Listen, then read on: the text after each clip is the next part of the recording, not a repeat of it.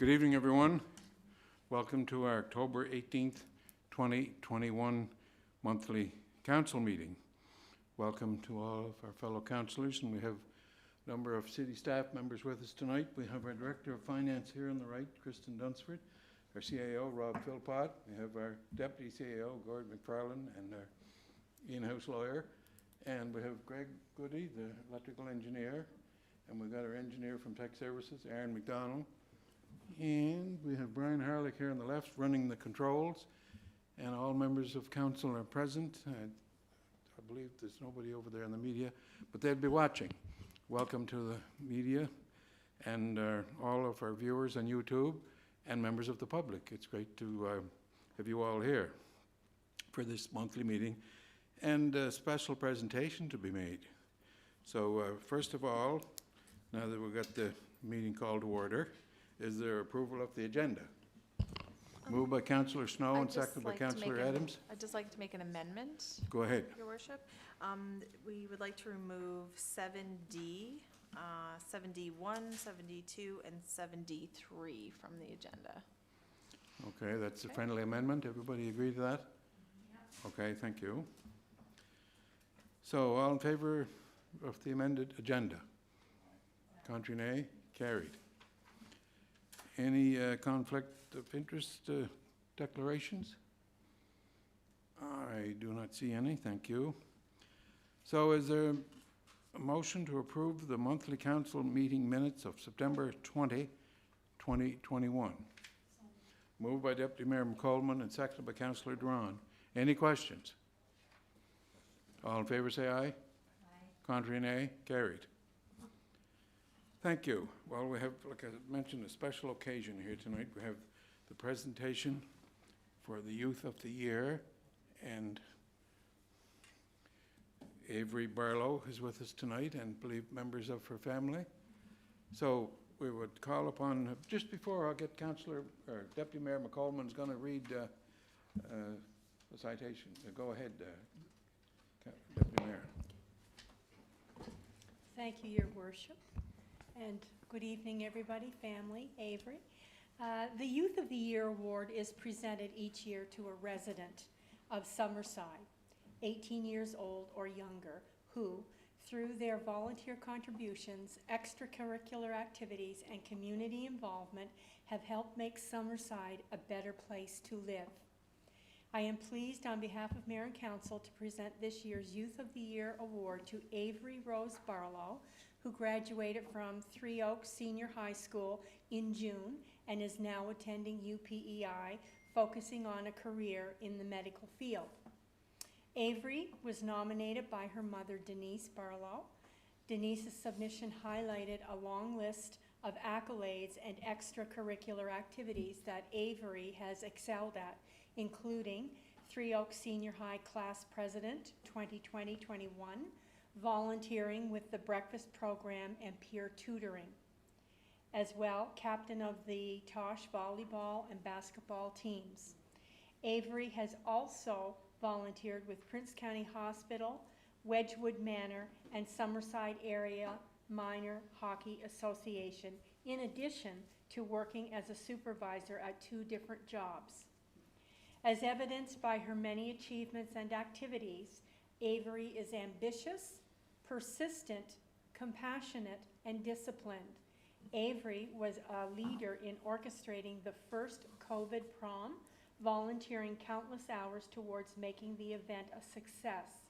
She supported many local businesses in this endeavor, and the committee read that Avery found it a true inspiration to help out the community that so graciously stepped up to help her out during the difficult times COVID presented.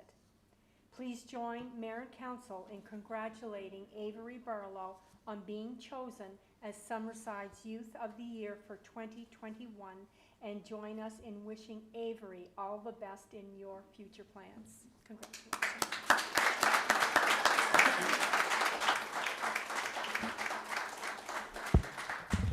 Thank you, Deputy Mayor. And we call upon Avery Barlow to come forward and for a presentation. I'd ask Deputy Mayor to assist in the presentation. And I believe there will be some photos taken by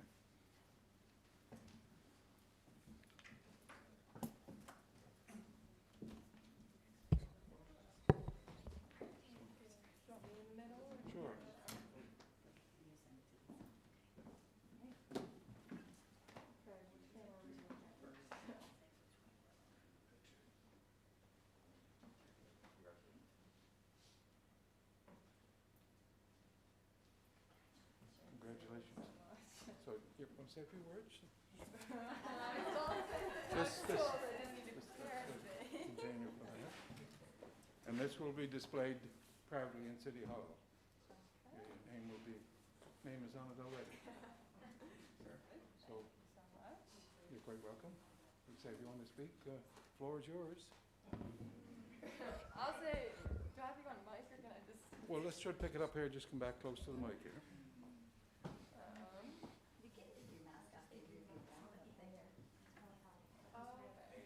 You take your mask off now. Well, I was told I didn't have to prepare anything for today, so going off a whim here, but definitely couldn't have done any of this on my own without the help of like my peers and everything in school. Most importantly, my support system, my parents, family, friends, aunts, uncles, siblings, everyone that can make it possible for me. And yeah, I just want to give a big thank you to everyone that's helped me along the way, people watching, people here today, and yeah. So thank you.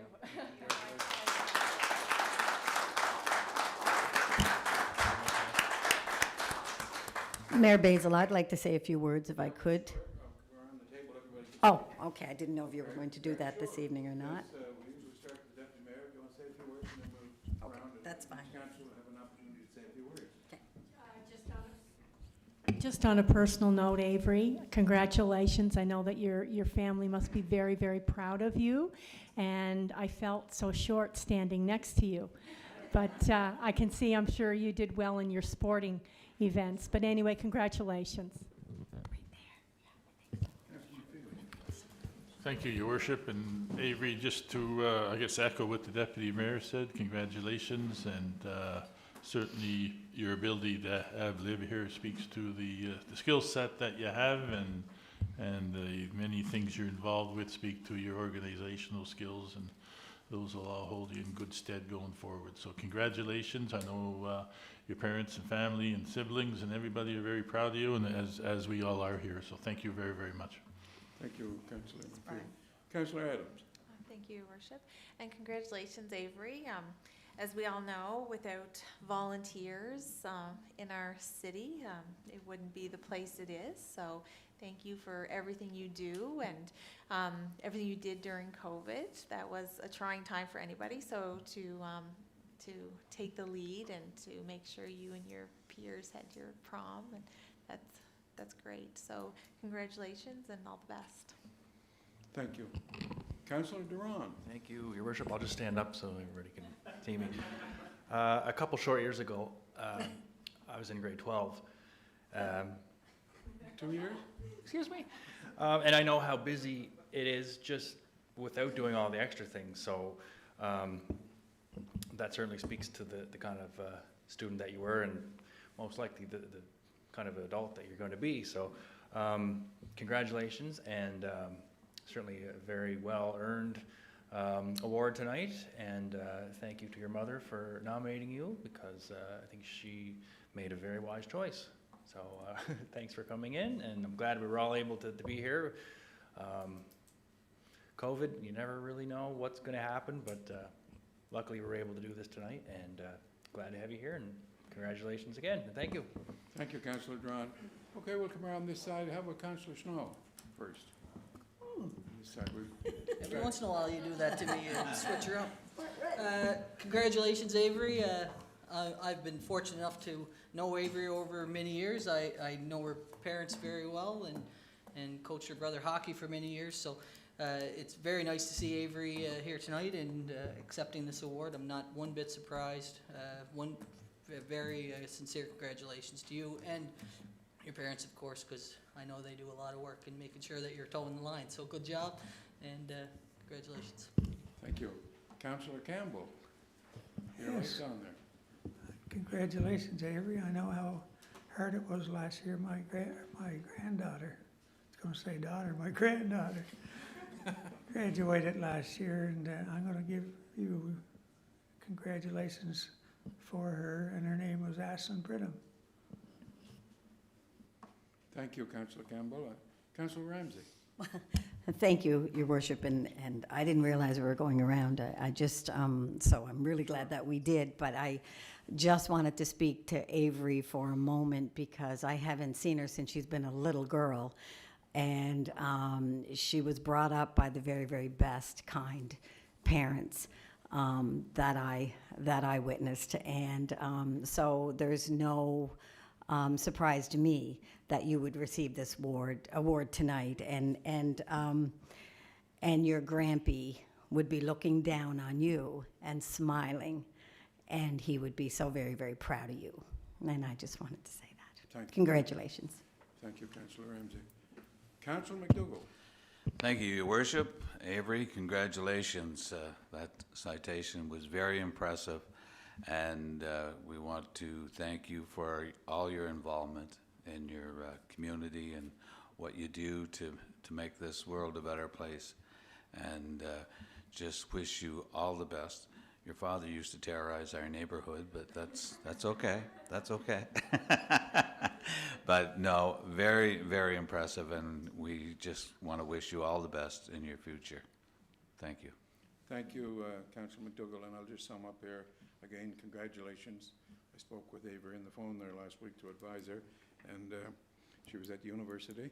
And you had mentioned, Greg, or Councillor Campbell, I had a granddaughter graduate as well, Emma Dyer and Amber Dyer. You might have gone to school with them or graduated with them. But anyway, congratulations, and it's great to see that you're heading towards a medical profession. And with the great announcement last week for a medical school and more nurses. And so anyway, all the best to you and your family and everybody here tonight with all the support you had. Thank you. And we're going to continue on. You're welcome to stay for the rest of the meeting if you want, or you can go home and watch it on YouTube or whatever. But our meetings are open to the public, and there's another presentation, I believe, to be made by the Canadian National Institute for the Blind that will be called upon next. So there's a spokesperson here tonight for that. So you want to come to the microphone and identify your name and address, and we look forward to your presentation. And that big plaque will be hung proudly in the City Hall with Avery's name on it too. Okay, you're welcome. Take the. Thank you.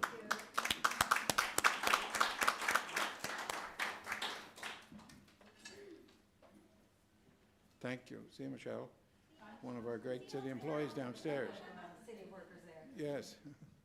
Avery's grandmother worked downstairs for years and years. Marilyn. Yes, yes. Yeah.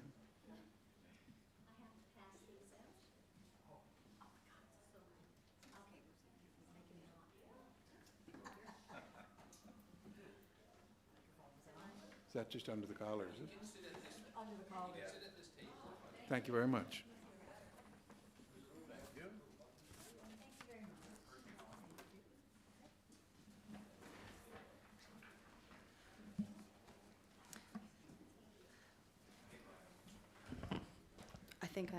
There you go. Okay, the floor is open, and give us your name and address. And Yeah. All right. Good evening, everyone. My name is Christine Arsenault, and I work with Vision Loss Rehabilitation, which is part of the CNIB organization. So I have put together just a little booklet of things I kind of want to discuss with you guys tonight. So on the first page, it talks about the vision loss rehabilitation services. I'm an orientation mobility specialist, so you may have seen some of our clients out working with me in the community. I go out and do teach clients routes within their community, how to get around at their schools, in their workplace, wherever they need. We travel the island to do that service. And I have two coworkers here who are with CNIB Foundation. Or one is with rehab and one's with Foundation, sorry. So on the other side of the page, there is a little bit about our CNIB part of the organization that does the foundation. So we wanted to kind of meet with you guys and just kind of talk about accessibility in Summerside and some things that we've noticed that aren't really accessible for our clients, being visually or partially sighted as walkers, or even in wheelchairs with vision loss. So before I get into that, I would like to ask everyone to close their eyes for a moment. All right, and I'd just like you to imagine, think about how would you have gotten here today if you had no vision? How would you get to the mailbox? How would you get your groceries? And how would you go to the gym? Whenever you're ready, you can open your eyes. All right. So on the second page, when I talk about accessibility as a mobility specialist, when working with clients, I notice things that maybe in the city or the community that needs to be looked at, maybe fixed, maybe redone at some point. So on the second page, I have an intersection on Granville, actually, and it has push buttons that are on the poles. And my clients who have vision loss or partially sighted use these push buttons to navigate which way they're crossing the street. Push buttons are put on the poles in the exact same place in any city. They should all be measured to height and direction. And so on this set of poles, as you can see, the push buttons are quite old. I'd say quite a few years old, actually. And not only that, but the push buttons are on the wrong side of the poles. And actually, I drove by there this evening, and this push button in particular kind of makes me giggle a little bit because it's above my head. So if you think about, I'm not that tall, but I'm tall enough that if I was in a wheelchair and with a vision loss, how would I get to that pole? How would I get to that button? So the button is on the wrong side of the pole to cross the street. It's the wrong height, and it's also quite an old button, okay? So above the button, somebody over the years has gone and put a piece of tape there with an arrow. It's very hard to see, but it's a little yellow arrow on the fourth picture over to the right above the button. So they're trying to tell us what direction that push button is for. But if you have vision loss, how would you know it was there? And you know, I always like to look at things as not just coming from like my clients' experiences, but I also like to think of seniors in the area. You know, like I said, wheelchair users, any person with a disability. This poses quite a problem at this intersection. So that's one. I don't know if anyone has any questions about it. Pretty clear, yeah. Well, we have our electrical engineer here tonight, so Yeah. he may have a couple of little chores to do. Yes, he might. Oh, it's not on this page, but I will get to that soon. So, yeah. So this is one intersection, and the only reason, these intersections I do a lot of work at with clients, so these are ones that I kind of picked on this time. So if you turn to the next page, we have, so I guess I should explain, when I say the push buttons and where they're aligned on the pole, they have a certain way they should be set up, and then our clients, and this is anywheres in the world that you would go, you would find this, is if my clients go up to the pole, they should be able to locate it within 8 to 10 feet. That's to where the crosswalk is. And then place their arm on the push button, and that will give them the direction that they're traveling. So whether they have vision or not, they know. So if a push button is placed incorrectly on that pole, it could actually lead somebody into a different direction. So, you know, someone visiting from out of province, would also learn that way. So then if they were to come and not knowing, and they went to travel that route, put their hand on the pole the way that they would be taught to, and then they would end up in the wrong direction, okay?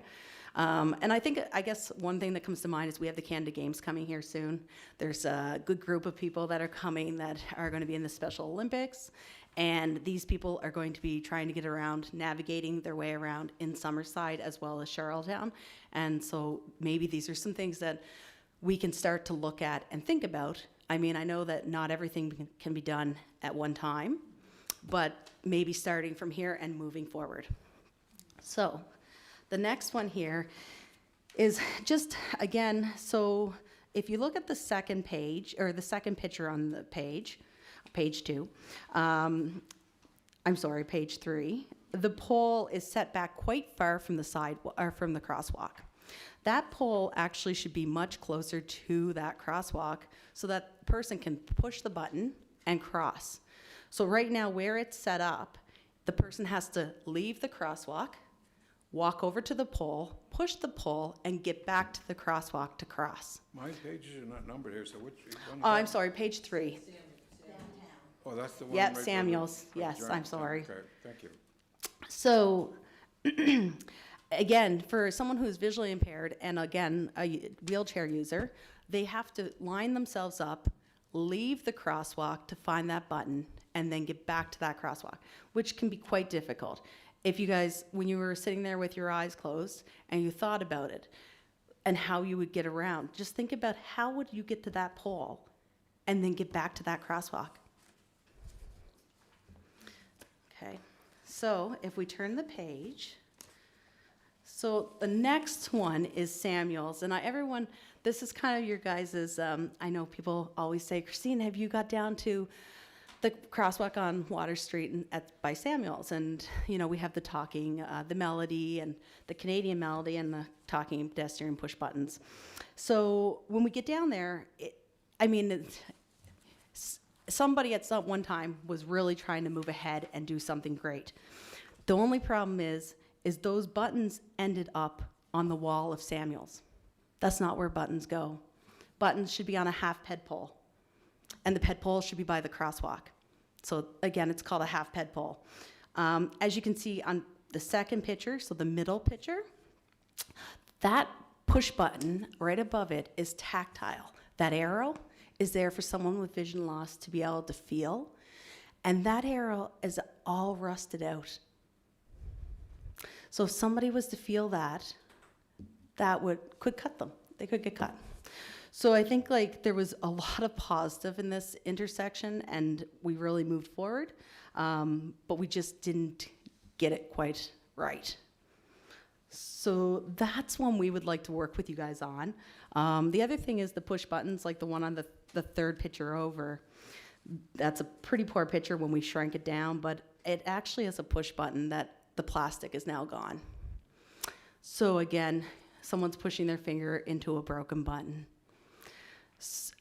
And like when I talked to Charlottetown, I said the same thing, is that, again, we can't fix it all today, but if we could fix some, and moving forward, when we're putting in pedestrian push buttons at crosswalks, maybe if we start to work towards doing them.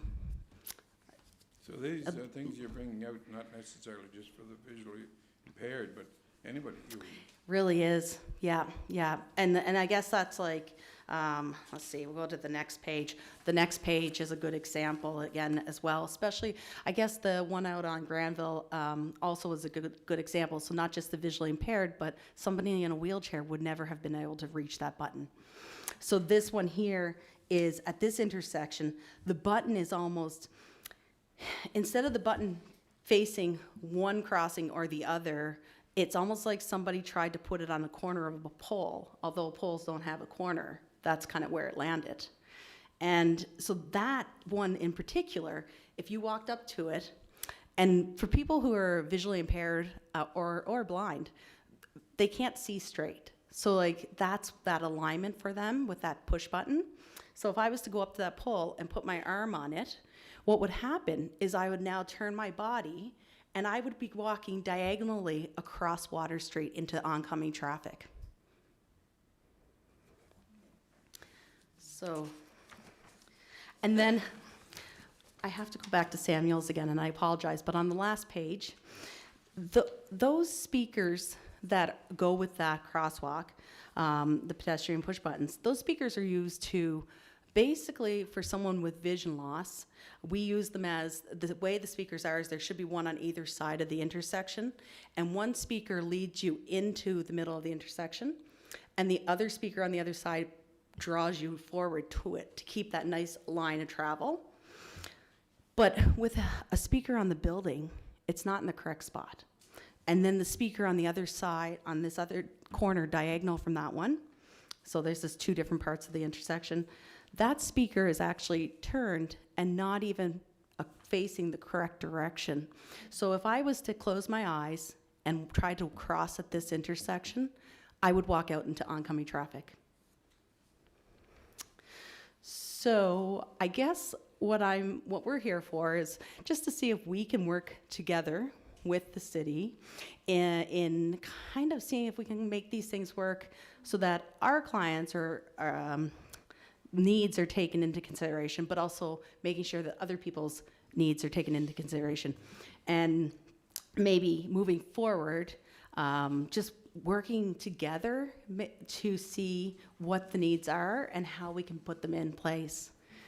Yeah, so I don't know if anyone has any questions. Well, thank you. We've got Justin. some lights coming on now. Councillor Duran, I believe. No, And first of all, thank you very much for, I think, not to make a pun, but opening your eyes to this. And I think this is the sort of thing that I think I can speak for all of us when we say this is the kind of thing that we want to know about. And when it comes, as far as budget goes, things like this is where we want to spend some money. So like our budget process comes up early in the new year. You're obviously here because you want to get some of these remedied and work with us. Is this something that we can sort of maybe get started on and maybe get a proposal in to fix some of these things? I mean, I don't know how realistic it might be to, move a whole traffic light, but to do what we can where we can. And like you said, I think you mentioned some of them are just onshore poles. Yes. Maybe add some of those where we can't move. Yeah, so that's things. kind of what you expect. So no, we can't change all the traffic lights and the poles. So then that's where the PED poles come in. So if you were in other cities, you would see like this half pole that's usually a little taller than us or around that height. And that's where we put that pedestrian push button. So it's a matter of installing that. I mean, the thing is like I said, we don't expect it to happen overnight. It's just that if we can work with you in any way and start to move forward so that we're not putting a lot of money into intersections and having them done in like mistakes being made and then having to correct them down the road. So if we can save that money. Yeah, and these are more than just conveniences. These are things that are required and should be in place properly. So, I mean, do you have a list of priority? Or is that something that maybe we can compile together? And I definitely could come up Yeah. with something, yes. is that something we can do moving forward just to do? Yeah, and I think just so you guys know, I've noticed like a lot of our more clients are starting to move to Summerside. We're seeing more of our clients wanting to get out and be independent. So having these things start to move forward and fix them, that will allow these clients to be able to get out and do that instead of always having to wait on a family member to come get them because they can't cross the street because they're not able to use the pedestrian push buttons. Yeah, and if there's a standard for these, I don't think it's a big ask No. for the city to have them where they should be and working how they should be. So, thanks very much. Thank you. Thank you, Councillor Duran. I believe Councillor McDougall, then McFeely, and then Adams. Yeah, thank you very much for your presentation and bringing those to light. Yeah, we need to do a better job. I'm just not sure about the standards. Did the standards change? Because I know that a lot of these have been put in quite a while ago. And, Yeah. And the one concern that I do have is that speaker. If that speaker is a problem, I think we should disconnect it, turn it off. So that's something that staff can look at. But there must be standards that we need to, and I know when we modify and we widen streets, that the pole is probably there because all the underground work is there. So that's the sort of the things we have to deal with. But as far as the height and what side the button's on, there needs to be, I'm sure there's standards that we need to go by. So I think, I think our part, we need to look at those and see what is right and what is wrong and come up with a plan on how we improve on it. So, thank you. Thank you, Yeah. Councillor McDougall. Sorry, did you want to respond? I was going to say, yes, I believe there are standards, and I think like Again, it's just figuring out what they are and making sure that they are followed through all the ways. But it's, you know, PEI, we've done a lot of moves forward for accessibility, and I think like we've met with Charlottetown, we're meeting with you guys, and so from here on forward, we're hoping to see it kind of fall through with both cities. Thank you. Yeah. I believe Councillor McFeely was next, and then Councillor Adams. I think Councillor Snow was before me, Your Worship. Oh, I just saw going by the way the lights are flashing on up there. Anyway, either one, go No, ahead. it's all right, go ahead, Councilor McPhail. I'm a very patient man. Yeah, we'll see. Yeah. Well, thank you for the presentation, and, you know, I understand the deficiencies that you talk about there, because I walk around, live downtown and walk in the downtown area a lot, and also uptown, and, you know, even for an able-bodied person, at times it's difficult to find Right. the location and what direction these things go in. Yeah. And so I think, you know, bringing it to light is a good thing. In fact, yesterday I was walking right through one of those intersections and thinking the same thing, that Yeah. this isn't right. And then the sound thing was going off. I said, that's not the right direction. And so, yeah, you know, I think we have a responsibility as a city to ensure that our public areas and their transportation, you know, active transportation system is accessible. And so I think would welcome the I know staff would welcome the opportunity to work with you to address some of the issues. So I guess my question is, you know, if we were to put some resources to this, do you have access to other resources that we could leverage additional dollars? So if we were to put some, you know, some meaningful money into it and leverage some additional dollars that you folks may be able to access that we can't, Right. then we can get, you know, 2 or 3 times as much done. So I don't know if you have access. That's a good question. I'd have to bring that back and find out, but we could look into it. Yeah, definitely. because, you know, if we can put a bit into it, then Yeah. we can get some from elsewhere. We can get twice as much done. So Province, Yeah. feds, something. yeah. Yeah. Thank you, Councillor. Anyways, thank you. Thank you. Councillor McFeely. So I got Adams and Snow and Ramsey and McColman. So who's going next? Thank you, Your Councillor Worship. I'll go. Adams and then Councillor Snow. Thank you for the presentation. That's, I'm always a little baffled at Samuel's Corner, so that's, makes sense now. It's not just me. Right. I guess like when we build, we say, you know, you should build to accommodate somebody if they're 8 or 80. So I guess it would be the same here to, if somebody has vision loss or not, right, should be able to accommodate as well. And I guess I think our staff would be very willing to sit down, because when we're doing something, we consult with the Department of Environment if we have questions in that regard, or different stakeholders depending on what we're doing. So to get your knowledge on it would save them a lot of time and money as well. So, and our residents a lot of, you know, questioning, Right. and they feel safer too. So, yeah, I totally support whatever we can do Perfect. to help. And yeah, if there's anything that we, you know, we need to write a letter to help support you for anything, just. Great. Thank you. Thank you, Councillor Adams. Councillor Snow. Thank you. Thanks for your presentation. I have to be honest, I'm a little disappointed that you came in and had all these deficiencies that we just maybe haven't picked up on ourselves. It's like seeing some of these, I'm thinking, how come as a city we're not more proactive, is what I'm thinking in my head right now.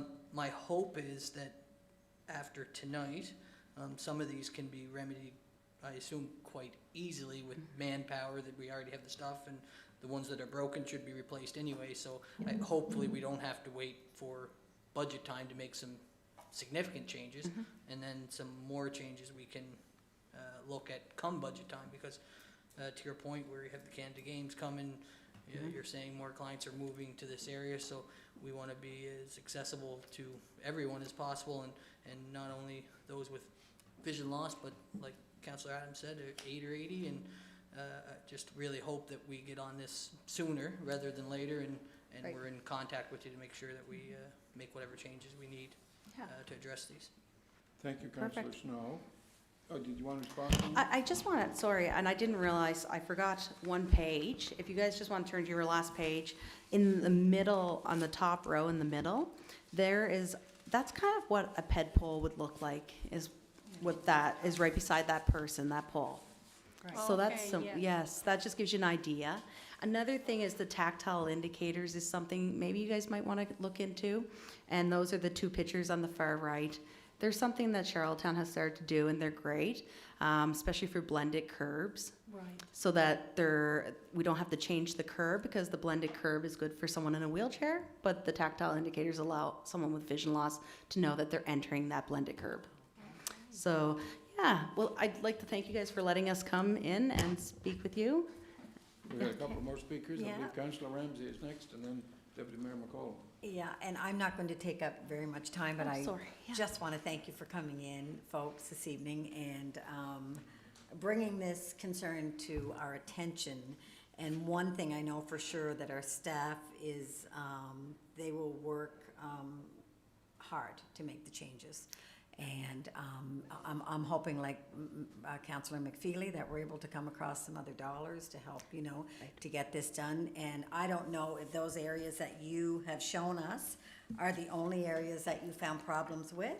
And if not, I'm sure that, you will be able to sit down with our director and, come up with some solutions for the problems throughout the city, because we don't want that, and no more than our director does, and he works hard to keep things completed. He's usually on things. Yeah. So anyway, thank you very much for coming. You're in. welcome. And, just so you guys know, this is just something I noticed, maybe more so than yourselves, but it's Right. only because I'm on the roads walking with the clients every day of the week. So it's Right. easy to pick up, right? Well, if you don't know, you can't fix it, right? If you Exactly. don't know what the Yeah. problem. So thank you very much. Thank you. It's great.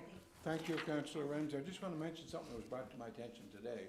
On one of the crosswalks, there was a lady, and she said, "I'm a fast walker, but I believe it's in the Sobeys Shoppers area." She said, "By the time the light changes, I haven't got enough time to get across the street. I think it's only 6 seconds," and she said, "It takes me about 10 or whatever." Yep. So besides that, I think we'll have to adjust the time. So I see our electrical engineer over here making some notes. And thank you, Greg, for following this up. So Yeah. anyway, besides these other situations you mentioned, I think the timing, because a couple of the streets up in that area were widened an extra car width or whatever. Yeah. Anyway, those we looked after. Deputy It's Mayor. perfect. I just want to say how much we appreciate the fact that you did come and you prepared this information, very helpful. Great. You certainly sold me, and I'm sure other members, when you asked us to close our eyes and to picture, or, try to do that in our mind. I know I have some residents that have visibility challenges, and I know that in the summertime, they find certain areas very difficult. So I know when we're trying to do a budget, there's all kinds of asks, but I really think the health and the safety of residents and visitors, and you've really highlighted an area that's very important, so thank you very much. Perfect. Thank you. Great. Thank you very much. Okay, thank you for your presentation. I believe that's all of the requests we have for our speakers. So thank you, and we'll continue on with the meeting. You're welcome to stay for the meeting if you want, but I know you have a lot of things on your calendar. Okay. Okay, thank you, and drive carefully. Thank you now. Okay, we'll continue on ahead. Under correspondence, there's a number of invitations, and most members of council saw most of them, but I did attend an IT conference Friday here in Summerside, and it was very well organized, and a large number of people from many countries and other parts of Canada there. So, and I want to commend Neil Moore and Mike DeSuska in arranging to get those people here to start those businesses. And I believe I got an invitation to the PEI-FM, PEI Federation of Municipalities monthly meeting or board meeting is Wednesday in Charlottetown. And also the Atlantic Mayors are meeting here starting Friday, so I'll be there for a couple of days for that. So it's been fairly busy with a lot of meetings and functions, and that's all I'll mention now, not to take a whole lot more time under. Oh, yes, yeah, that maybe when we get to your department to speak on that, but I did have an invitation for that, but Councillor Ramsey represented us there. Whenever each councillor, when they're giving their reports, if they get things they want to mention and talk about, that opportunity is certainly there. So we'll continue on with the agenda. Deputy Mayor McCollum, you have a financial services report. Yes, I do, Your Worship. Thank you. I would be very pleased to bring to my colleagues and City Council, as well as to our residents and the business community, our financial report for the City of Summerside. My report tonight starts with our preliminary financial results as of August 31st, 2021. There have not been any significant changes since our previous report, and our preliminary results show a consolidated surplus, which is the general fund plus utilities, of $142,200 compared to our budgeted surplus of $14,243. Our financial statements and annual report for the 2020-21 fiscal year was approved on September 20th and have been posted on our website if people want to see in full detail. We are starting to plan for the preparation of 22-23 budget, and will provide further details once the schedule has been confirmed. We are continuing to take applications from Maritime Electric customers, which would be residential and business, who are within our municipal boundary to rebate for the additional cost of your January, February, and March 2021 utility bills. This rebate being offered as Maritime Electric applied the rate increase effective January 1st, 2021, and Summerside Electric made the rate increase effective on April 1st, 2021. The rebate application form is available on our website, and folks can just go to the website. It's on the right-hand corner of the website, and we require a copy of your utility bills, which must be submitted. The approved credit will be processed on your next water and sewer utility bill, and if you don't have a utility bill, then the City of Summerside will issue a check and put that in the mail to you. If you receive your electricity from Summerside Electric, you are not eligible for this rebate, as the electric rate adjustment was not effective until April 1st, 2021. As well, we would like to remind residential customers that we offer a budget billing program, which will be calculated on a fixed monthly installment that is based on your prior 12-month billing, and some people do find this helpful. The application form is available as well on our website. For an update on the status of our utility accounts receivable, as of October 14th, 2021, the following is being reported to Mayor and Council. Total overdue balance is $160,100 compared to $121,800 at September 15th, 2021. Approximately 11.1%, or in dollar amount $17,800, of the overdue balance is greater than 60 days past due, and this would compare to 22.2%, or $428,700 as of 5 years ago.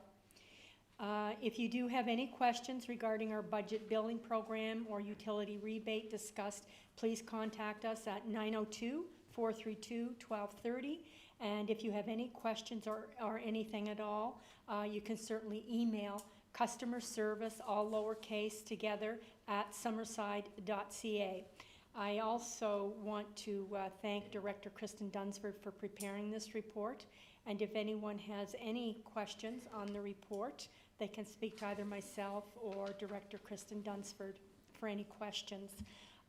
The other thing I would like to leave members of Mayor and Council with is that included in your financial package, you'll find that there is capital projections and financial breakdown, which outlines for your reference all of the necessary information as of August 31st, 2021.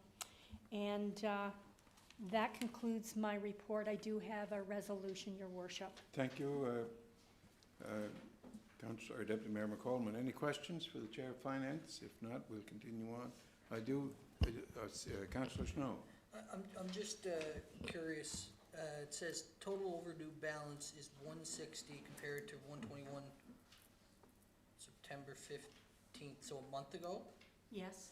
Are we starting to trend in the wrong direction? And Well, I know that. I guess I have a concern that it's going in that direction as opposed to the other way. And historically, we have had some higher amounts Yes. owing, but I just want to, I guess, bring attention to it that we're not going in that direction. No, we are trending down. I think we're pleased with it, but I'll turn it over to Director Kristen.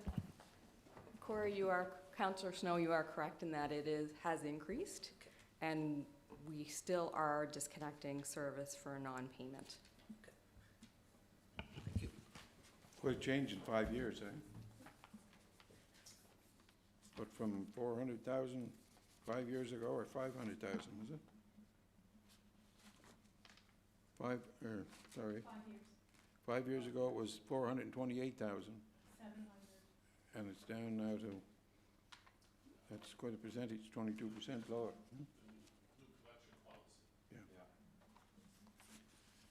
Yeah. Any further questions for the Chair of Finance? So you have a resolution.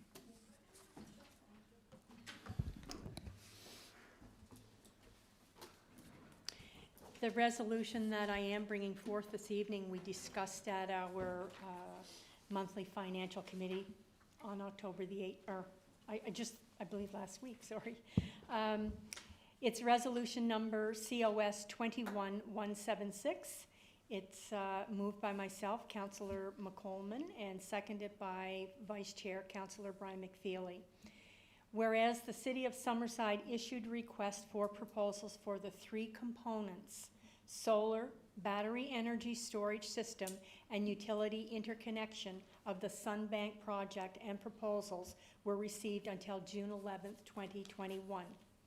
Based on the submissions received and further information requested, scoring was conducted, and the scoring committee recommends awarding all 3 components to Aspen Kemp and Associates Incorporated. Be it resolved that Council endorses the awarding of the 3 components of the Sunbank project to Aspen Kent and Associates Incorporated. This bears the recommendation of Council on October 18th, 2021. Okay, moved by Deputy Mayor McColman and seconded by Councillor Brian McFeely. You have all heard the resolution. Any questions? All in favor say aye. Aye. Contrary nay? Carried. Okay, thank you, Your Worship. Okay, thank you. And Your Worship, just in concluding my Sure. report, I just have a very brief announcement. Go ahead. I did want to offer condolences to the family of veteran George Olskamp, who passed away just several weeks ago at 102 years old. Very well thought of, very well respected. So we offer that to his family members. And also downtown Summerside, just very briefly, they will be doing a downtown Summerside event.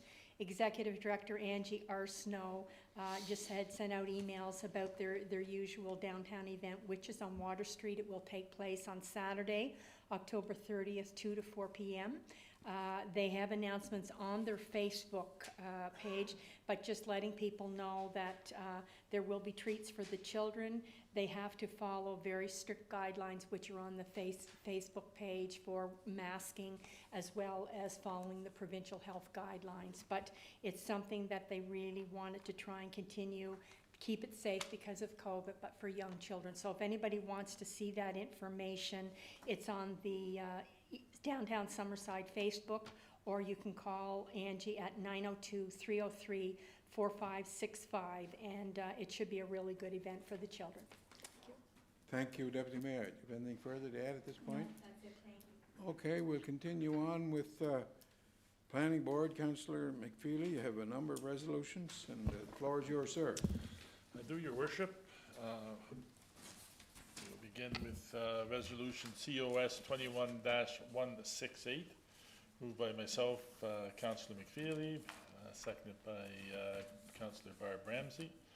Whereas an application for a major variance was received from Claire and Andrew Carr for PID number 68015 at 129 South Drive, zoned R2, for a variance to the lot frontage.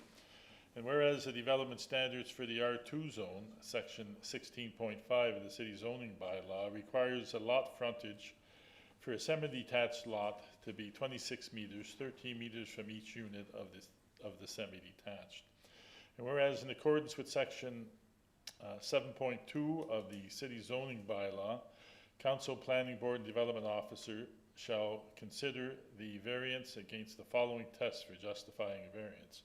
A, that the hardship is due to unique physical conditions of the lot or property, including small lot size, irregular lot shape, existing building location on the property, and exceptional topographical conditions, which make it impractical to develop in strict conformity with bylaw standards. Exceptional topographical conditions may include, but are not limited to, trees, slope of land, etc.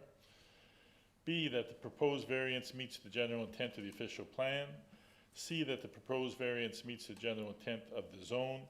And D, that the proposed variance would not impact negatively on adjacent properties or on the essential character of the surrounding neighborhood, including taking into consideration any comments from neighbors. Be it resolved that council grant Claire and Andrew Carr, PID number 68015, 129 South Drive, a variance of 12%, allowing a lot frontage of 23 meters, 11.5 meters for each unit, for a semi-detached dwelling in the R2 zone. And this bears the recommendation of the planning board meeting held on October 5th, 2021, Your Worship. Thank you, Councillor McFeely. Okay, the resolution has been read. Any questions on the resolution? All in favor, say aye. Contrary, nay. Carried unanimously. You're just getting going there, Councillor Just McFeely. getting started, Your Worship, here. Resolution COS 21-169, moved by myself, Councillor McFeely, seconded by Councillor Ramsey, whereas an application was received from Core Venture Inc. to amend the future land use plan for PID number 1052323 from commercial land use to residential land use under the City of Summerside official plan. And whereas in accordance with section 5.7 of the zoning bylaw, council shall consider the following general criteria as applicable: conformity with all requirements of this bylaw, conformity with the official plan, suitability of the site for the proposed development, compatibility of the proposed development with surrounding land uses, including both existing and projected uses, any comments from residents and or interested persons, adequacy of existing water, sewer, road, stormwater, and electrical services, city parking and parklands for accommodating the development, any projected infrastructure requirements, impacts from the development on pedestrian vehicular access and safety and on public safety generally, compatibility of the development with environmental, scenic, and heritage resources, impact on the city's finances and budgets, other matters as specified in the bylaw, other matters as considered relevant. Be it resolved that official plan amendment 223, an amendment to the City of Summerside official plan, be hereby formally adopted. And Schedule B is attached, Your Worship, and I'll read that into the record. Official Plan Amendment 223, the amendment to amend the City of Summerside official plan. The Council of the City of Summerside, under the authority vested in it by Section 18 of the Planning Act, RSPEI 1988, Cap P-8, hereby enacts as follows. The land use for PID number 1052323 is shown on Schedule B of the future land use plan is designated as residential land use, hereby excluding it from its former designation of commercial land use under the City of Summerside official plan. And the map is attached showing the subject property, Your Worship, and this bears the recommendation of the Planning Board meeting held on August 3rd, 2021, Your Worship. Moved by Councillor McFeely and seconded by Councillor Ramsey. And just for the information of the public, I know there's a street address on it there maybe, but it's the former gym on North Central Street. Yeah, just before you call the question, Your Worship, just to speak to this, I know, and I'd speak about it a little more in the economic development report later on, that you know, we're really struggling with our inventory of commercial space and industrial space in the city. And I know Council, we've spoken about this, and these these amending of uses and the variances and those types of things. So I think going forward here, this one was already kind of in the hopper when we sort of began to have these discussions, but I think we need to be very careful about rezoning these going forward, because we need to protect our commercial industrial space in the long term. So I am going to support this tonight because it was already in the hopper, but going forward, I think it would be very difficult to support these kinds of rezonings. So. Okay, Councillor Snow, you had a comment before the vote? I'm just pretty much gonna echo what Brian, Councilor McFeely was just saying.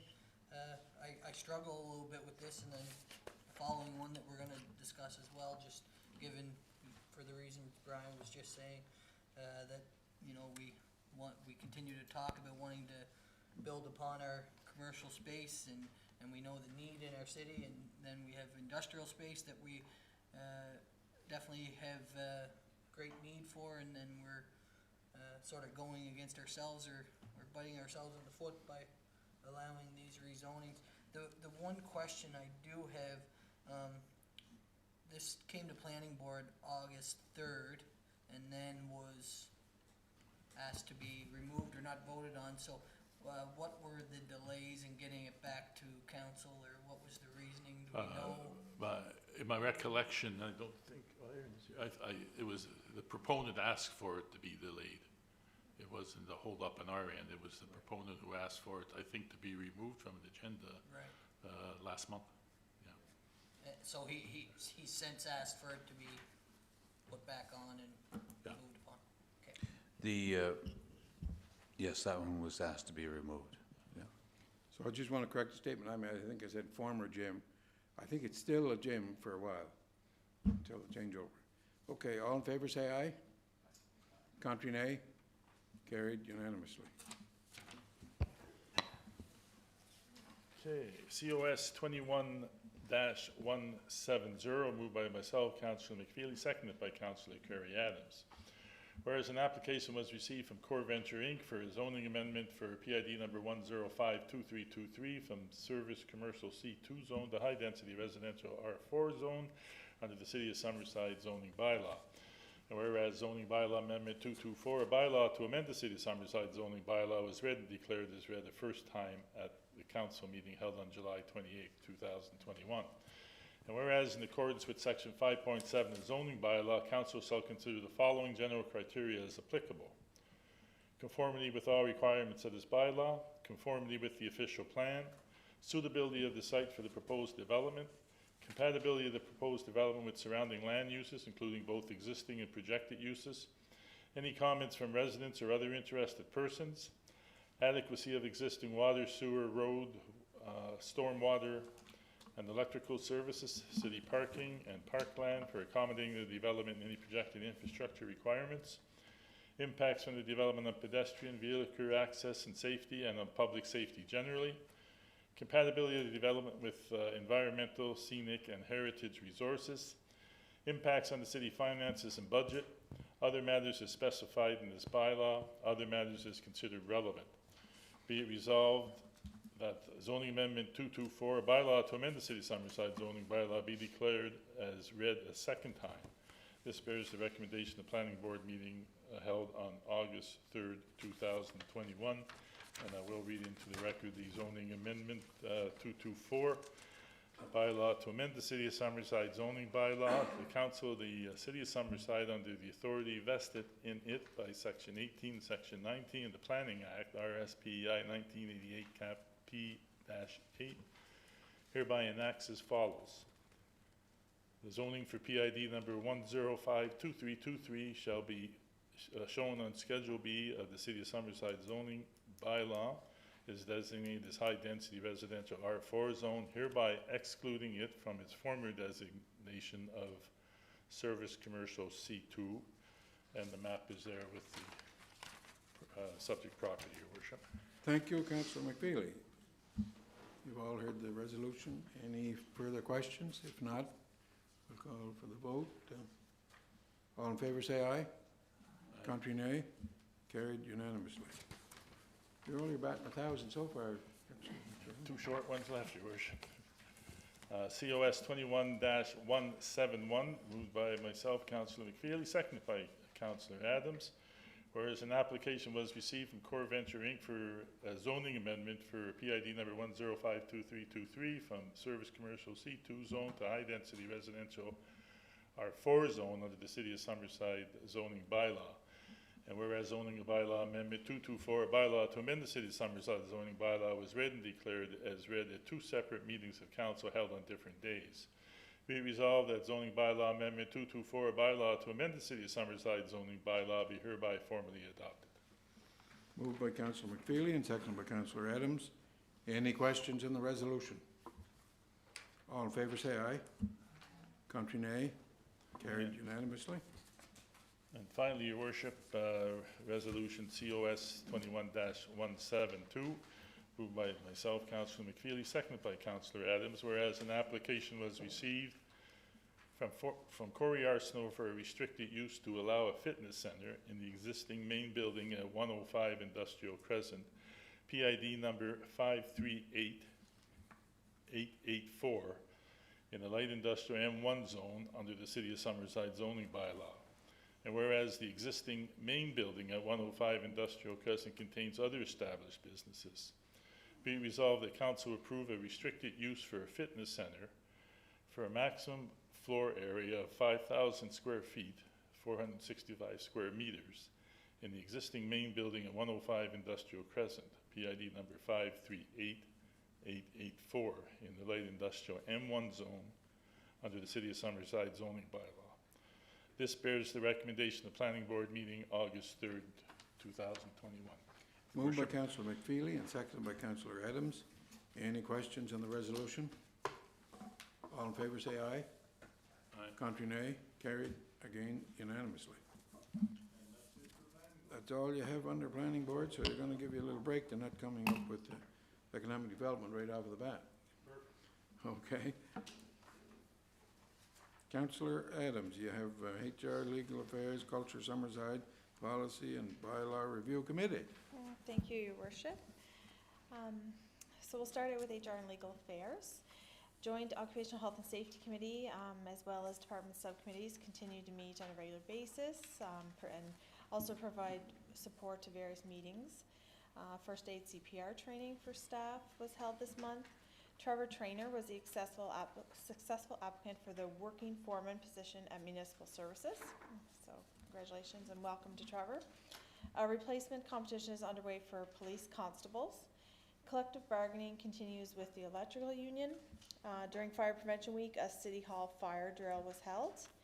And an 8-week active lunch challenge is being held with staff.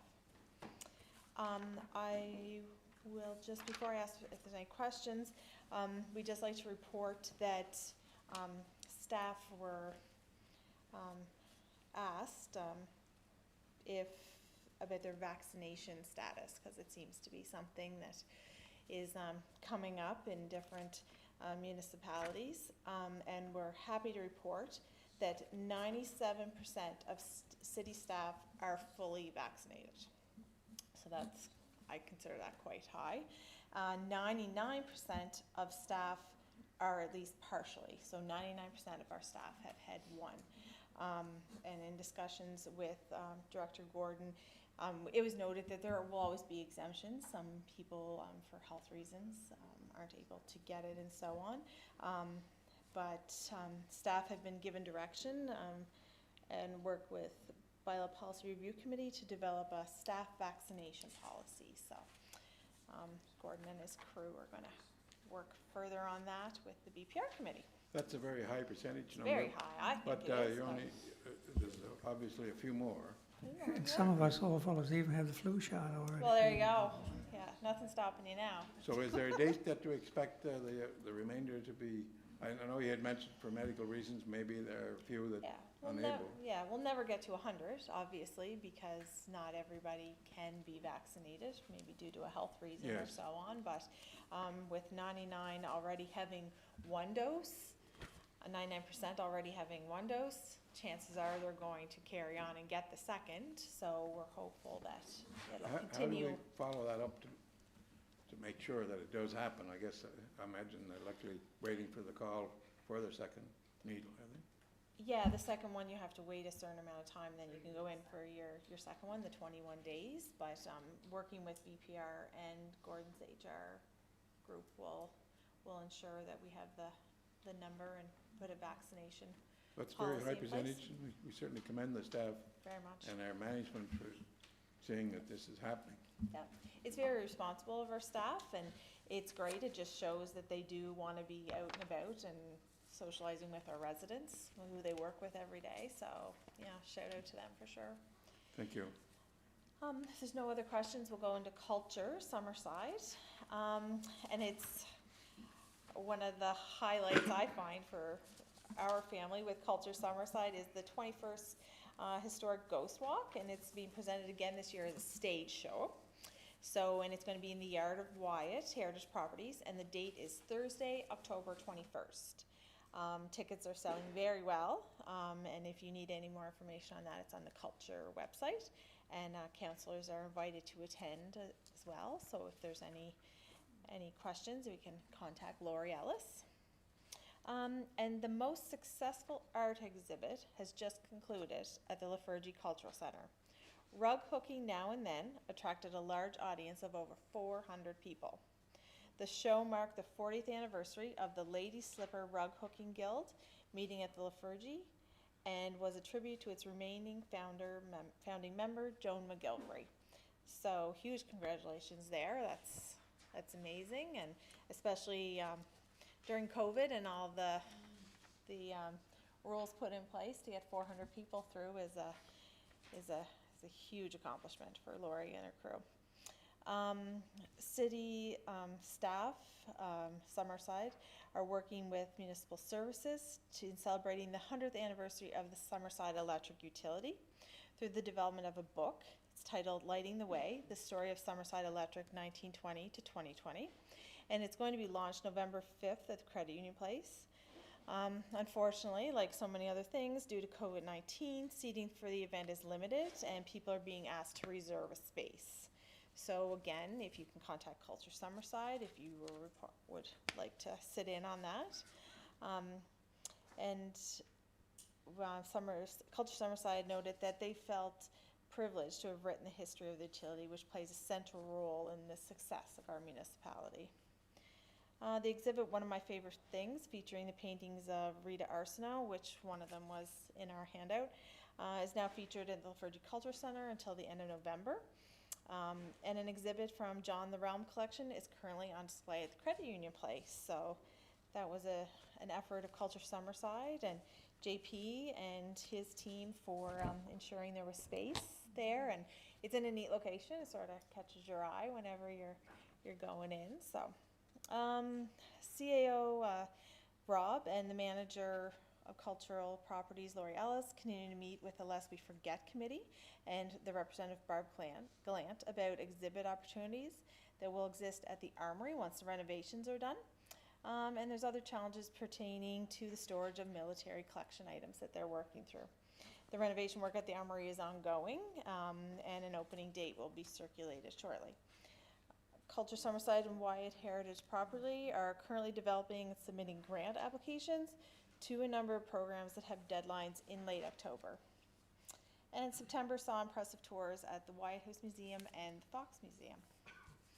Is there any questions, Your Worship? Councillors? Last week, we had Alan Scales. He was one of the administrators of the Wyatt Estates, and another person were here to have a look at the buildings. I believe it's close to 25 years since we worked a deal to get the properties. She wanted them donated to the city, and he was really impressed with the way and the condition the buildings are kept in. And Carol, the employee from over there, did the tour, and the buildings are in excellent condition. And Mr. Scales was very pleased with what he saw, because at the time, Alex Campbell, former premier, and Mr. Scales and Mike Holman dealt with, there was a couple of councillors and myself, and the deal was worked out that those properties be turned over to the city. And very pleased that the city is looking after them very well and how well they're maintained. So I just wanted to pass that on. Thank you, Your Worship. Pass the congratulations on to Laurie and her staff over there too. And Your Worship, I just want to pass on through Councillor Carey, just a comment on the Lest We Forget for Committee and the exhibit for John the Relum collection. I think sometimes, in fairness to Mayor and Council, sometimes people will say that we're not sensitive to those kinds of things, and I think completely the difference is that we do try to maintain and acknowledge. So thank you to the staff at Culture Summerside and Credit Union Place for making sure that John the Relum McNeil and all of the efforts on heritage, and lest we forget. Very nice display. Thank you, Deputy Mayor. Yeah, it is. It's very neat. It's sort of, they're limited with what they can do, so it's sort of a cutout thing, and it's out, it's shadowed. It's really neat. If there's nothing further, I'll go into Bylaw Policy and Review Committee. Earlier this year, the province enacted several changes to the Municipal Government Act, the MGA, which requires corresponding amendments to the city's procedural bylaw.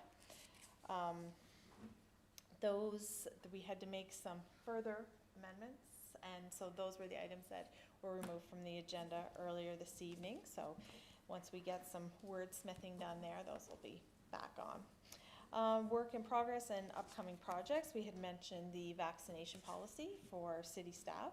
And more recently, staff had presented council with options and other tools that may help in addressing unsightly properties in the community.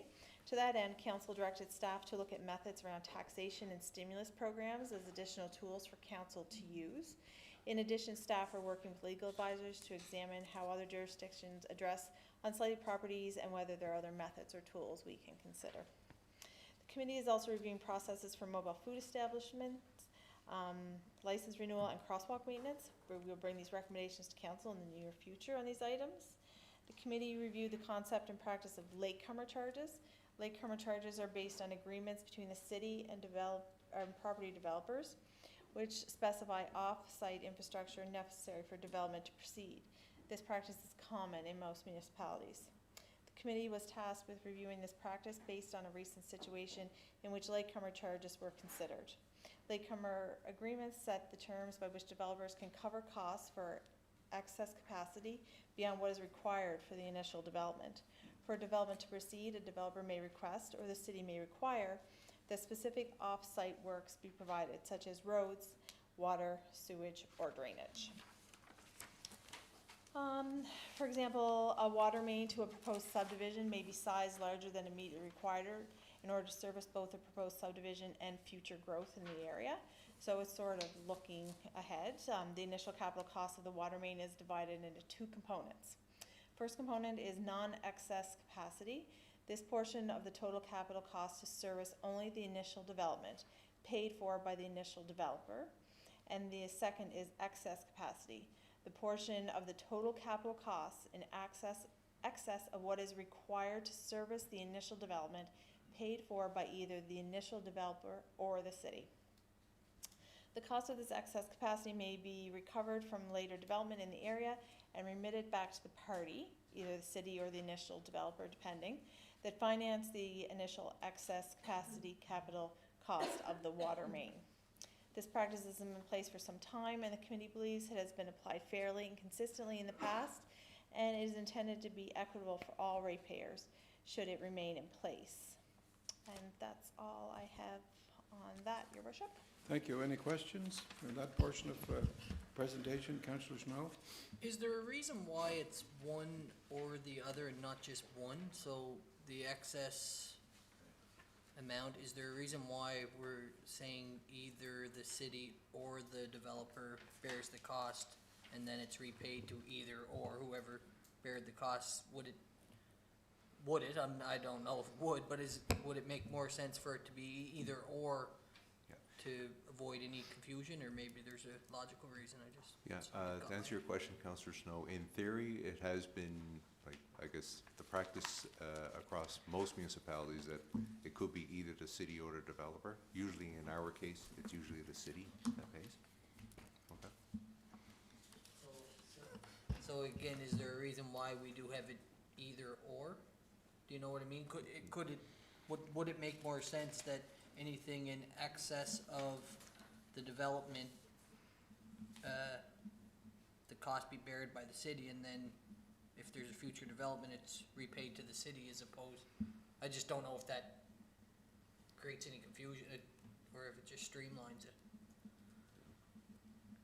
I just find the either or, Yeah.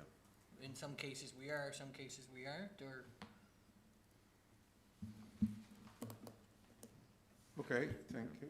Councillor, oh, you're still, that's a question or a comment? Sorry. yeah, it was sort of a question. So- Moving I on. didn't get an answer. And if I can add to that, maybe, Rob, this is, I think it deals with oversizing going into a development. Is that what we're talking about? For future Oversize, Yeah, yeah. So we require the developer to put it in, but we pay, they just pay for a certain standard. And because we've required them to make it bigger, that's our cost, right, or ours? Eric, did you want to respond to that? Maybe you take the microphone, just so we'll have it recorded. All right.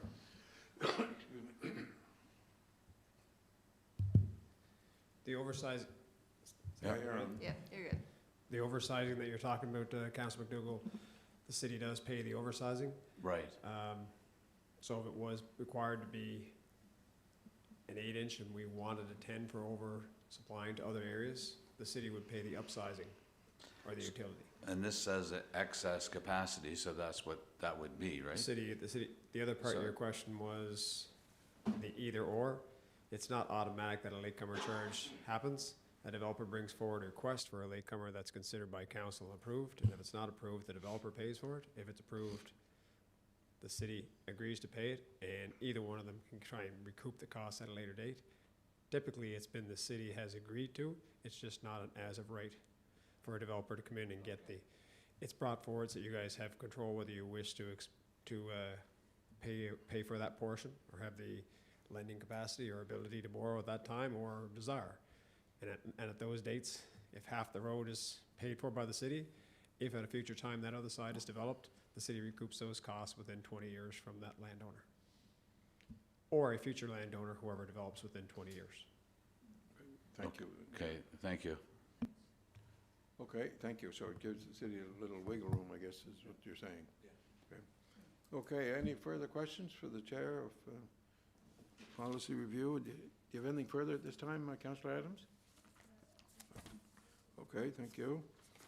Okay, we'll continue on. Councillor Drawn, how are things at the roundabout? Technical Services Chair. Things are going round and round at the roundabout, evenings and weekends at least. Yeah, the 2021 construction season is still ongoing. That roundabout project is nearing its completion. I think as of our committee meeting earlier in the month, it was scheduled to be up and running by the end of the month. I assume that's still the case. The final lift of asphalt is completed on one end of the 4 legs. Some sidewalk and landscaping remain, as well as the intersection lighting. Duke Street Storm is to start this week. Water main replacements on Central Street and Summer Street are nearing completion. Workers are just connecting to the existing side streets. The 1-kilometer boardwalk replacement project is continuing along nicely, and they are targeting the end of October for completion on that as well.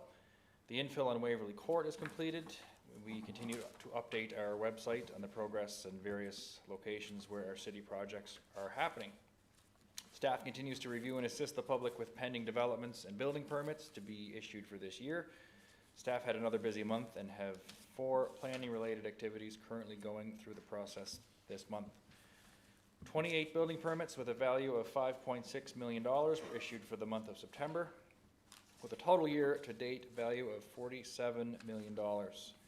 We issued permits for 8 semi-detached residential units, 3 commercial renovations or changes of use, and we also had 4 permits for signs, decks, and accessory buildings, 2 mini home placements, and 3 single-family homes, and another 4 for residential additions or alterations. This month, we also issued permits for 1 4-unit row house as well as 2 institutional permits. Developers are stopping in and speaking to staff for assistance with their proposed projects for 2021, and residents are also still encouraged to ask for assistance with their projects that they may have planned for the remainder of 2021. And that concludes the technical services report for this month, and thank you to Aaron McDonald, Director of Tech Services, for preparing that, and he's graced us with his presence here tonight. And if there's any questions, I'll be happy to try and answer them. Councillor Campbell, you have a question? Not a question, but a comment. Ladies at the hairdressers on Thursday night were raving about our lovely new roundabout. They enjoy driving through it already. It's not even finished, and the intersection at Walker and Granville. Not very often do you hear that kind of feedback. It's not very scientific, but it was awful nice to hear. I was gonna say, what on earth were you doing with ladies at the hairdresser? Cleaning the combs? You're getting a shine, I guess. Anyway, good comments, and that's amazing, $47 million so far, and the year's not, we should, it'll probably hit the 50 million before the year's out. And with last year's, we're closing in at $90 million worth of new development. And those are properties, that doesn't include all of the underground water pipes and those kinds of things. So it's amazing the development that's taking place. And we heard tonight, about more in the future. So thanks for that report. Do you have anything further to add at this time, Councillor Duran? Yeah, I just wanted to add, I guess a lot of people have noticed, it was last week, certainly nothing to do with the department, but there's been some signs going up around 1 or 2 in the city and around the region for the young man who's still missing up in Lennox Island, Jamie Sark. So the family and the community, they're still pleading for anybody with any info to please come forward, no matter how big or small they think it is. So there's been some talk that it's not in the media enough, and perhaps it should be, because having that picture might just spark somebody's memory. So anybody out there has anything small or big, just get in touch with police. It's still certainly not case closed, and there's certainly lots of family who would like some closure up there. So hopefully everybody can keep that in mind over the next little while. Thank you, Yeah. Councillor Duran. And the Chief, Darlene Bernard, did phone me last week and advised that they had signage going up and, trying to get some help from the public to see if the young fellow can be located. So thank you for those comments, and That's all I have. that's Your all you have Worship. at this Thank you, yeah. time? Okay, we'll continue on here. We're moving on to municipal services. Councillor McDougall, you have a report. Yes, I do, Your Worship, and thank you very much. I have a report here that's been done up for me by Greg Goody, our director. Any word on the sweet streeper? Yeah, I'll get to that. Anyway, the A new name for it. sewage treatment plant performed the following major maintenance this month. They repaired the lift station pumps at Euston and Northumberland locations, repaired the UV treatment lights at the lagoon, and dewatering pumps all have been cleared. Public Works installed 3 signs for prevention of vehicle traffic from Linden through Legier Park. Street sweeping for fall pickup has begun and is ongoing. It's sort of its last little hurrah through the city. The street sweeper is being returned, and we may have a going away party for it. So traffic line painting is winding down with those construction areas being painted as they are paved. Traffic and street signage replacements occurred this month for faded and poor signage, shape signage. Derby Street speed bump was installed this month with signage and painting. It's a great speed bump. There's only been 3 vehicles took flight so far, and no, it's working really well, and had some great compliments from the people around the school there, so that's great. The sewage lift stations received their fall cleaning and pump inspection, maintenance, fire hydrant flushing program has been completed for the year, and all those customers that have fire hydrants, that are privately owned. If they wish to have the city service them, they can contact us at 432-1268. Briggs Street water supply well pump failed this month and is being replaced. Both water towers protection has been inspected and is in good shape at both towers. Central Street roundabout water and sewer work has been completed and tested and is active now. And staff training is ongoing for confined space and first aid. And work has begun to prepare the city equipment for the upcoming winter season. 24 samples were taken within all clear of bacteria, 12 chlorination samples all taken, they're all clear. So everything is good with the department. So if there's any questions? I do, yes, Councillor Just Ellis. wanted to quickly, it's not a question, it's just a comment for the municipal services staff. They were called out to our neck of the woods after hours on, I believe it was Friday night, regarding a sewer backup, and it took a little bit to find it. It was like, actually, there was the house, and then it was like 3 manholes down, so it was down on Wow. Reed's Corner. So it was a good bit of work to figure out where it was, and so yeah, not something that everybody wants to go do at any time, but let alone after hours on a weekend. No. So yeah, It's great that they're there when you need them, so that's for sure. appreciate that. Yeah. Thank you. Councillor Bruce? Yes. I just wanted to ask you, FPEI municipalities. Yes. Could you do a bit of an announcement on that, because it's at Credit Union Place, isn't it? Yes, the annual, or I think it's the semi-annual meeting is, I forget the date, October, November. November 6th. November think 6th 6th or 7th. 6th, around that. It's on a Saturday anyway, Yeah. and we'll be having it in person. That's our plans right now. We're still not 100% sure, but as far as we're concerned right now, we're moving ahead with it at Credit Union Place. Everybody is sort of fed up with the Zoom meetings, including myself. So it'll be very nice, and the Credit Union Place is nice and big, and the COVID protocol has been great out there. So we're looking forward to having our semi-annual meeting there. So, And you great. being the president, it's so important for all of the municipalities and councils to get together. That networking is so important, isn't it? It is. There's a lot of networking goes on. We have a lot of great presenters, and it's, Zoom was good when we were doing it, but there's nothing like having a presentation, be in there. So, no, we're looking forward to that, and we hope all council can attend if they're free, so that'll be great. Thank you. So,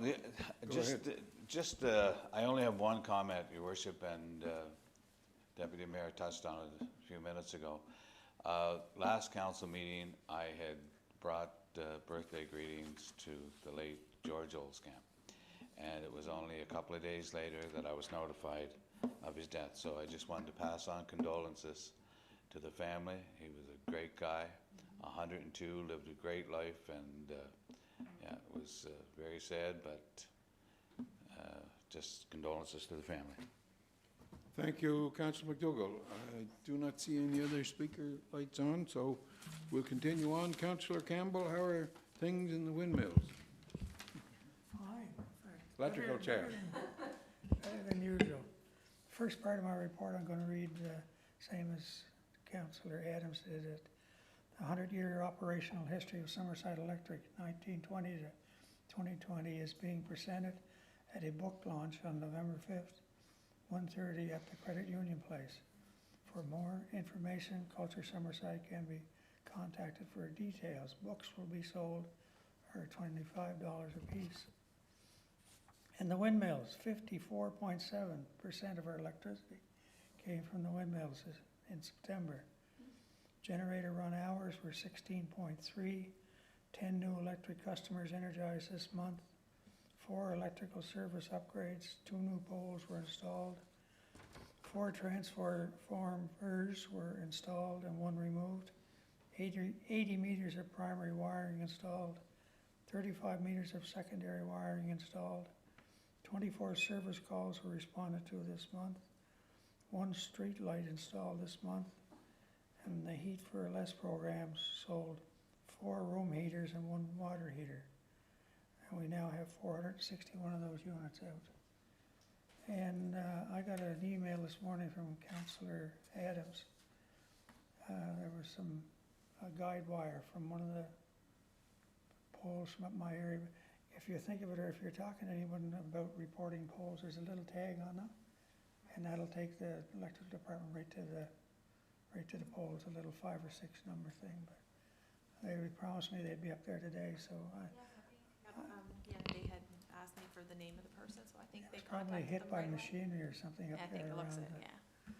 Anyway, that's my report. Thank you, Councillor Campbell. Any questions for the Chair of Electrical? Yeah, I do, Your Worship. You mentioned the wind energy being 50, what'd you say, 54.7? 50.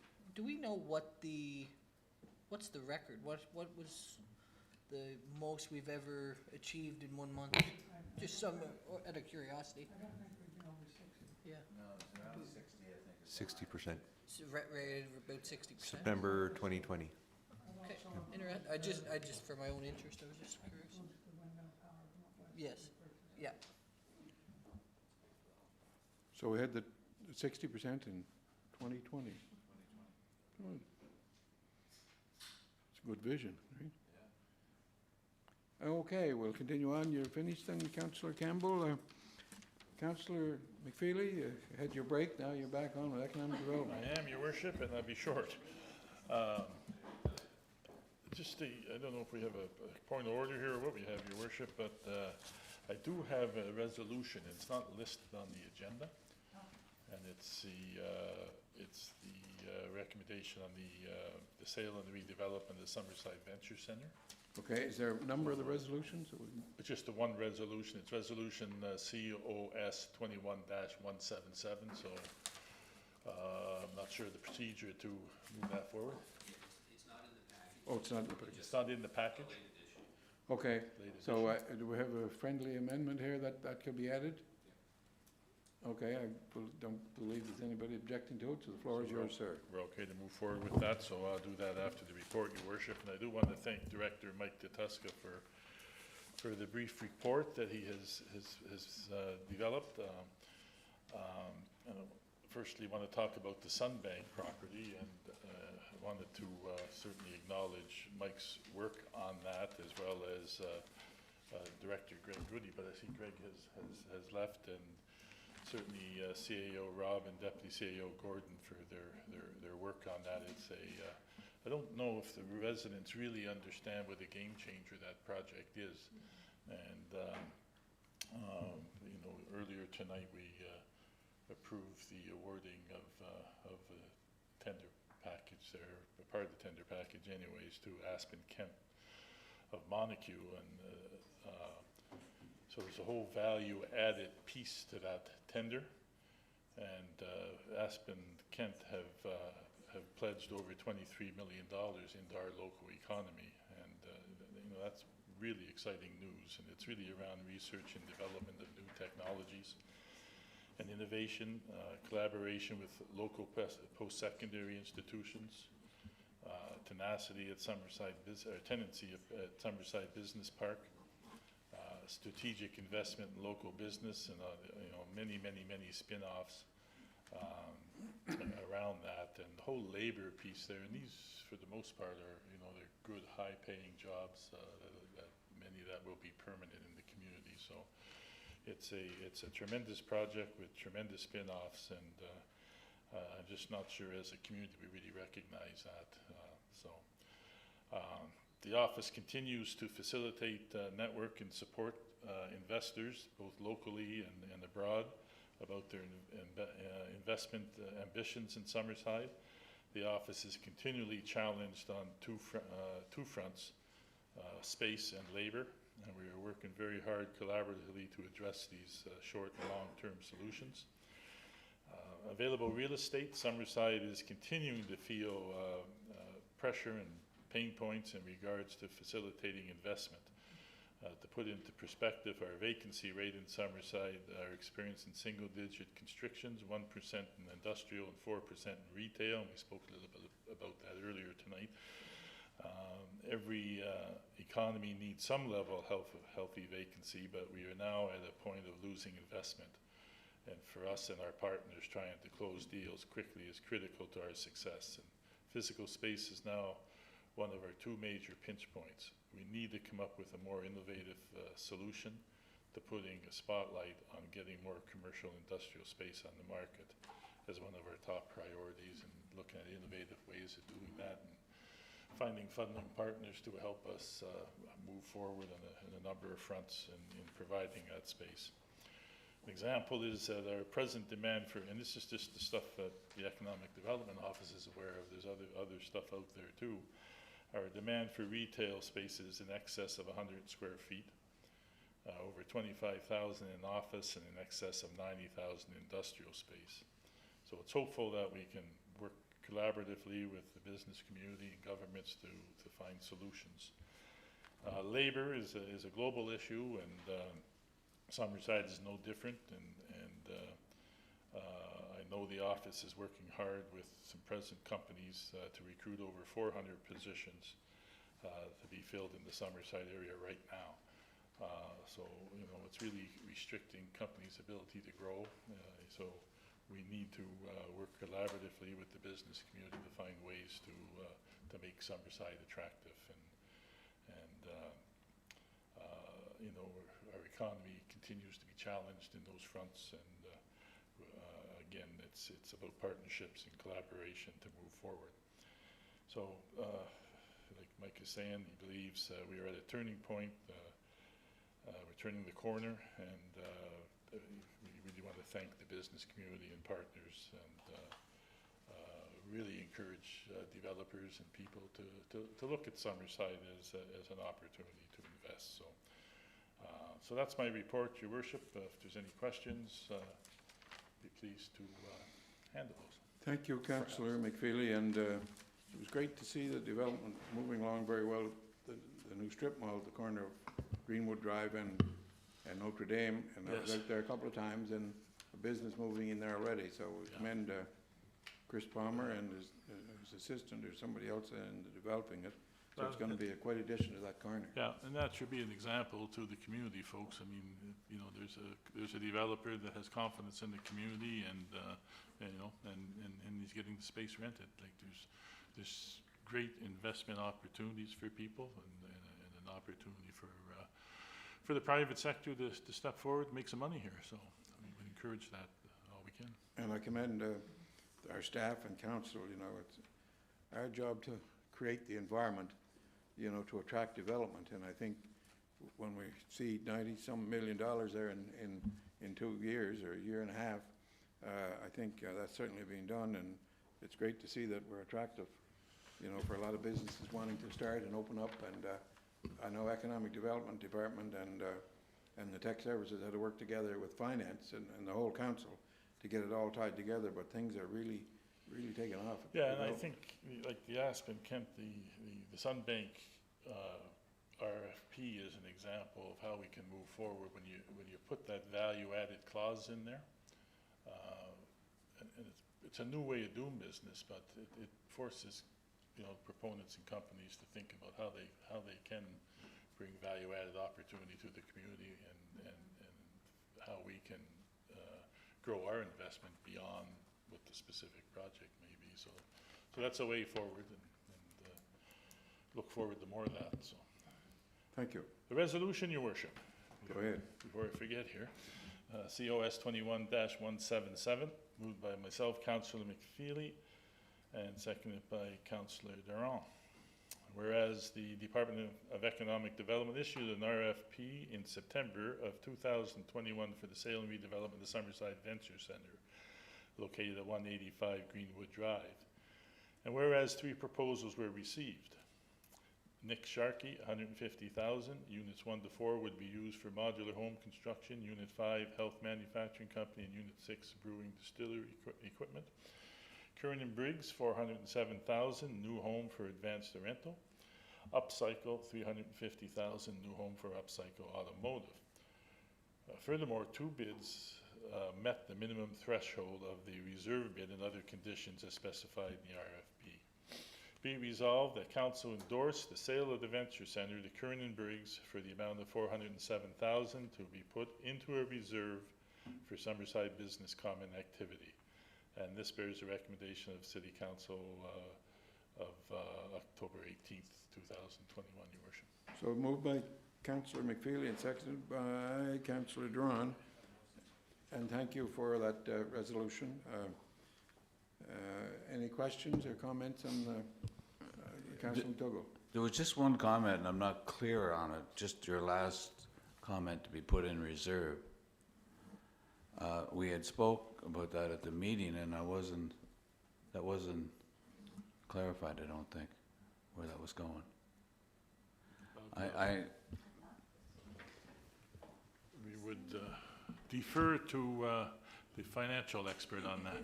Yeah, I did take a look at our tangible capital asset listing, right. and we will realize a gain of about $200,000 on that disposal of property. So the net book value is approximately $200,000 on that land and building.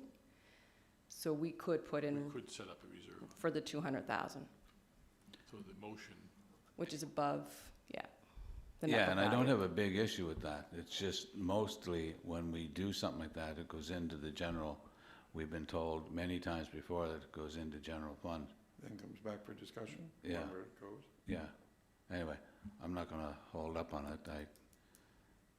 I just, my point is if we do it, if we normally do it one way, we should keep doing it unless there's a difference, a reason why. I think the intent here is that, it's an economic development office asset, and that the proceeds from that would be reinvested into economic development opportunities. Yeah, and I'm okay with that. We had asked the question earlier, and I don't think it was clarified, and then I was surprised to hear that in why it was in the In the motion. resolution. Yeah, but the motion, your point's well taken, but the motion is a little bit inadequate because it's not $407,000 that's going into the reserve. It's the net Balance. value of Okay, that's what I was going to ask. So how much is going into the reserve? The 200? 200, Yes. yeah. Right, okay. So that has to be adjusted in the, So, because in the motion, We just make a friendly amendment. in the Yeah. motion, it says 407 to be put into a reserve. so it would be, Yeah. it would now read that the council endorses the sale of the Venture Center to Curran and Briggs for the amount of $407,000, and that the net amount of $200,000 be put in a reserve for the Summerside Business Common. So would that be exact, or should you use the word approximate?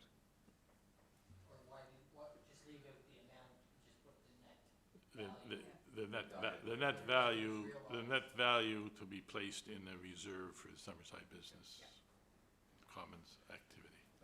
Okay, that's friendly agreed upon, so it's moved by Councillor McFeely and seconded by Councillor Drawn. I'll just make a comment too, that I know, maybe it was mentioned publicly, but just for the information, the recent sale of the former co-op building, I believe there was a profit on that, It was put in reserve. Kristen, sort of thing, and I'm not sure if it was worded that it go into a reserve, but that was through economic development too, but anyway, it was, for the information of the public, the building was sold and the city made quite a profit on it. I'll just leave it at that, I guess. I'm not exactly sure of the numbers, but it was very successful. Anyway, Councillor McFeely's motion, all in favor say aye. Contrary nay, motion carried. Your Thank you. Worship, could I just say something too, with regards to the economic development report? When you had mentioned about the Sunbank project, in the resolution tonight, we had done the resolution for Aspen Kemp and Associates, but in the profile information that the committee had given on that aspect of it, I think it's just very important to know that they're a 30-year Island Company and have really put an awful lot into Prince Edward Island and very exemplary in their due diligence. And so the committee really, when they sent those profiles in of all of the proposals. So Yeah. it's nice that it is an island company that was on the scoring. And, having met with Aspen Kent before and seen their president, like the stuff they're doing around the world is just absolutely phenomenal. And anybody that, wants to take the time and look at their website, and it's mind-boggling, the stuff that they're doing around the world. So tremendous company. Thank you, Councillor McPhail. Your worship, you had just given a note, and we just wanted to mention too, on behalf of Mayor and Council, that on this Monday night, the Mayor's Medal of Honor was awarded to 100 women who care, Prince County, and it was a very nice event. And then just to hear of all of the different nonprofit charitable organizations that have been recipients of donations from all of those 100 women. So just congratulations to them again. Thank you. I think it's 220 or $20,000 or $30,000. I mean, we got an education and a lesson the other night, really what they did over the last few years and every year for so many great organizations. So we pass on congratulations to them, and thank you for that. Okay, we'll move on here. I believe Councillor Ramsey, Police and Fire and Emergency Planning. Good evening, and thank you, Your Worship. I would like to take a moment to just let everyone know on behalf of Mayor Stewart that I attended the announcement at the University of Prince Edward Island that they will be offering, in affiliation with Memorial University, a medical program. So that was pretty exciting news. UPEI will be accepting 20 medical students per year. They have also increased the acceptance of 8 RN nursing students as of September of this year, in hopes that the program was going to go through. The president said to the Premier when he was there, I took the extra 8 and I just knew you were going to follow through, Premier. So it was a great announcement as far as our situation here with doctors and nurses and the difficulties. That's an additional 8 above the 15. Yes, it's an additional 8, yeah. So he went ahead and just accepted those 8 students. And the announcement was very exciting, not only for the University of Prince Edward Island, but for the island as a whole. And I thank you for the opportunity to go there, Mayor, and listen to the announcement. It was pretty exciting. So thank you. The invitation just came in the night before, and I had another commitment, so it was great to have the city representation there. But it was a great announcement. It was a great announcement. Yeah, we thank you. look forward to our hospital being one of the training centers, I guess.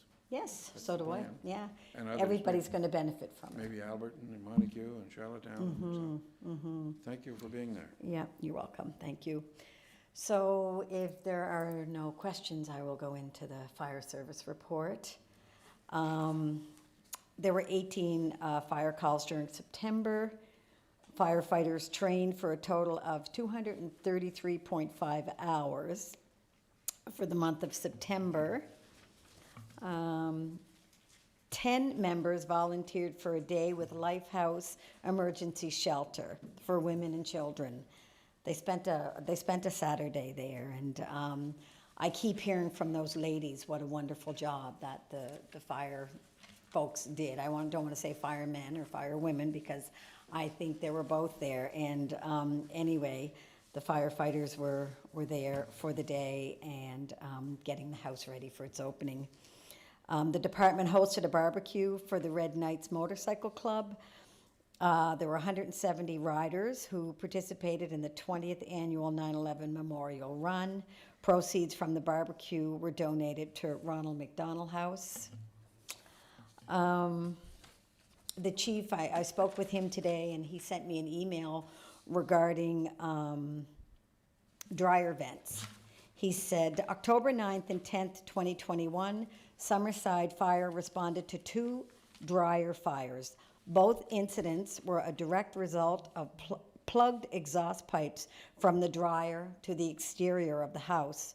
Fortunately, no structure damage occurred in both cases, but heavy smoke damage to both residents were present. Summerside Fire Chief would like to remind all residents to clean their dryer exhaust pipes twice a year. An easy way to remember this is when you change your batteries in your smoke detectors. When the time changes in the spring and fall, clean your exhaust pipes. He was showing me some pictures, and it was pretty scary looking, so I know what I'm doing tomorrow.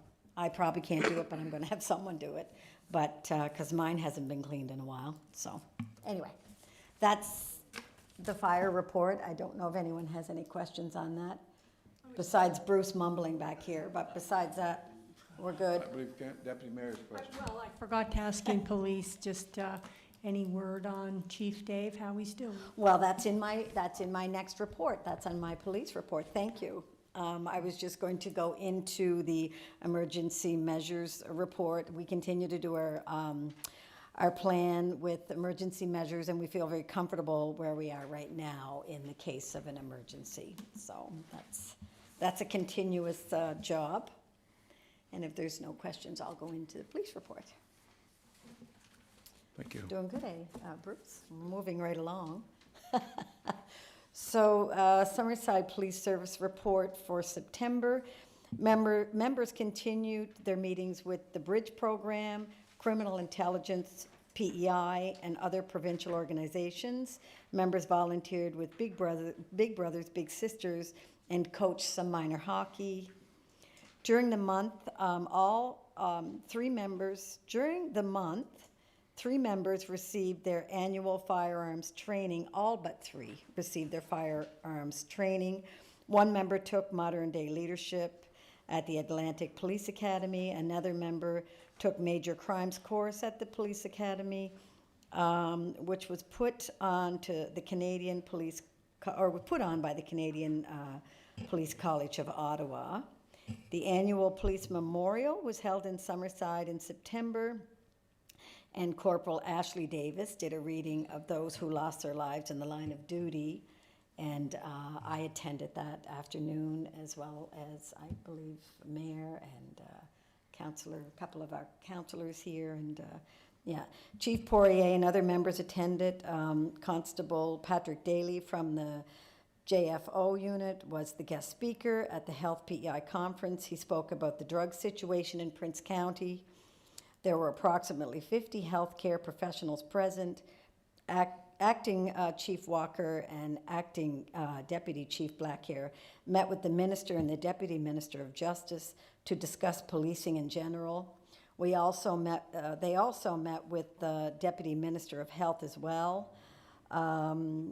Acting Deputy Chief Blackhair attended a school bus safety meeting in Charlottetown organized by Home and School Federation. And the following is a list of some occurrence totals for September 2021. Calls for service were 615, traffic accidents were 25, reported crimes of assault and threats 37, theft reports were 22, impaired driving offenses were 9, crimes against property were 35, Highway Traffic Act and provincial offenses, charges and warnings were 145. I think that's about the highest. Break and enter reports, business and residential, were 9, and drug enforcement charges were 3.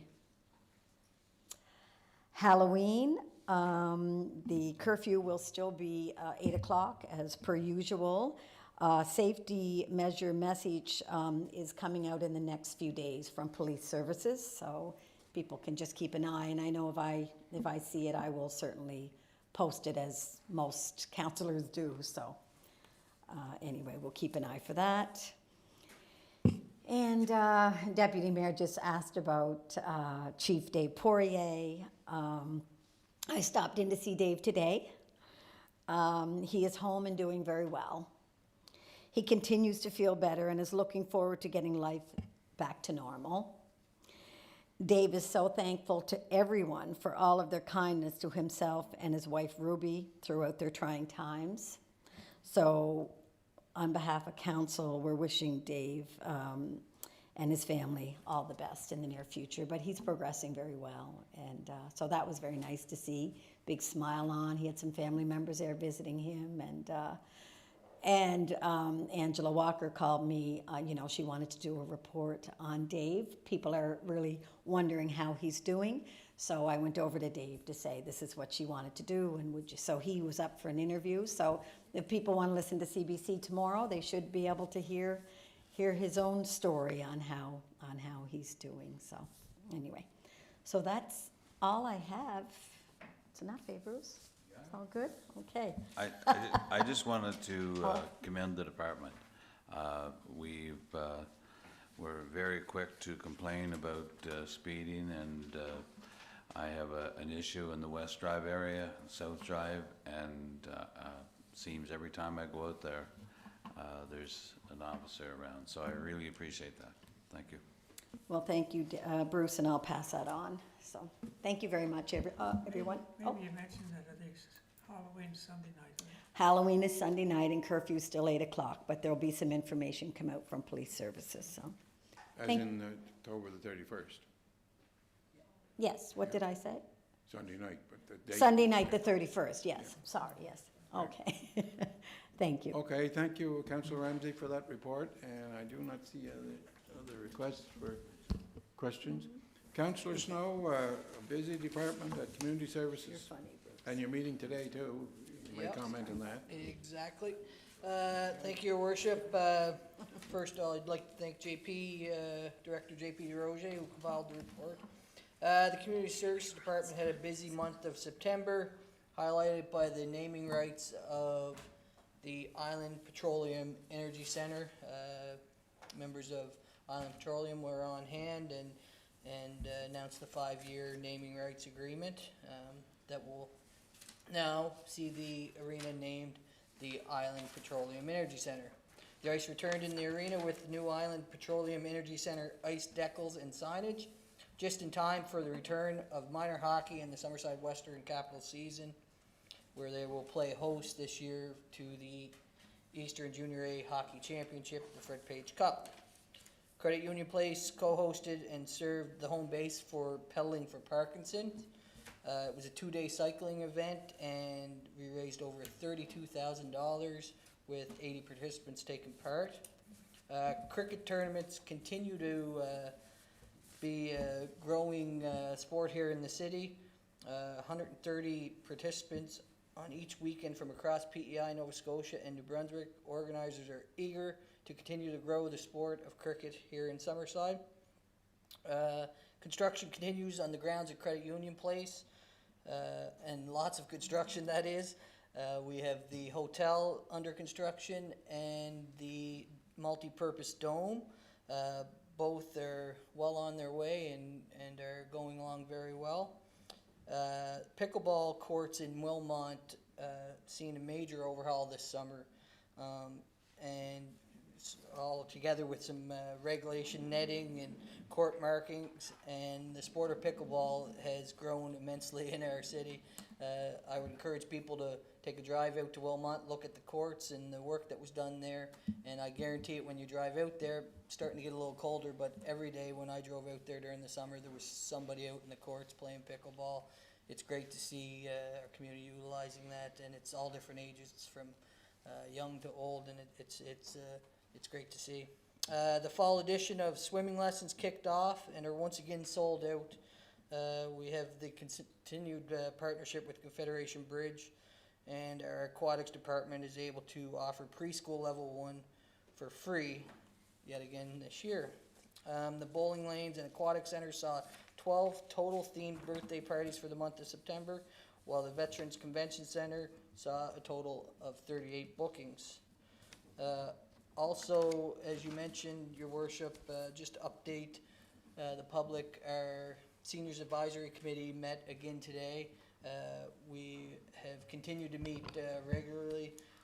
It's comprised of myself, Councillor Adams, and yourself, Your Worship, along with community members that sit on the board or sit on the committee, and we're working hard to bring some information back to council and to the community on ways we can improve services for seniors in our community.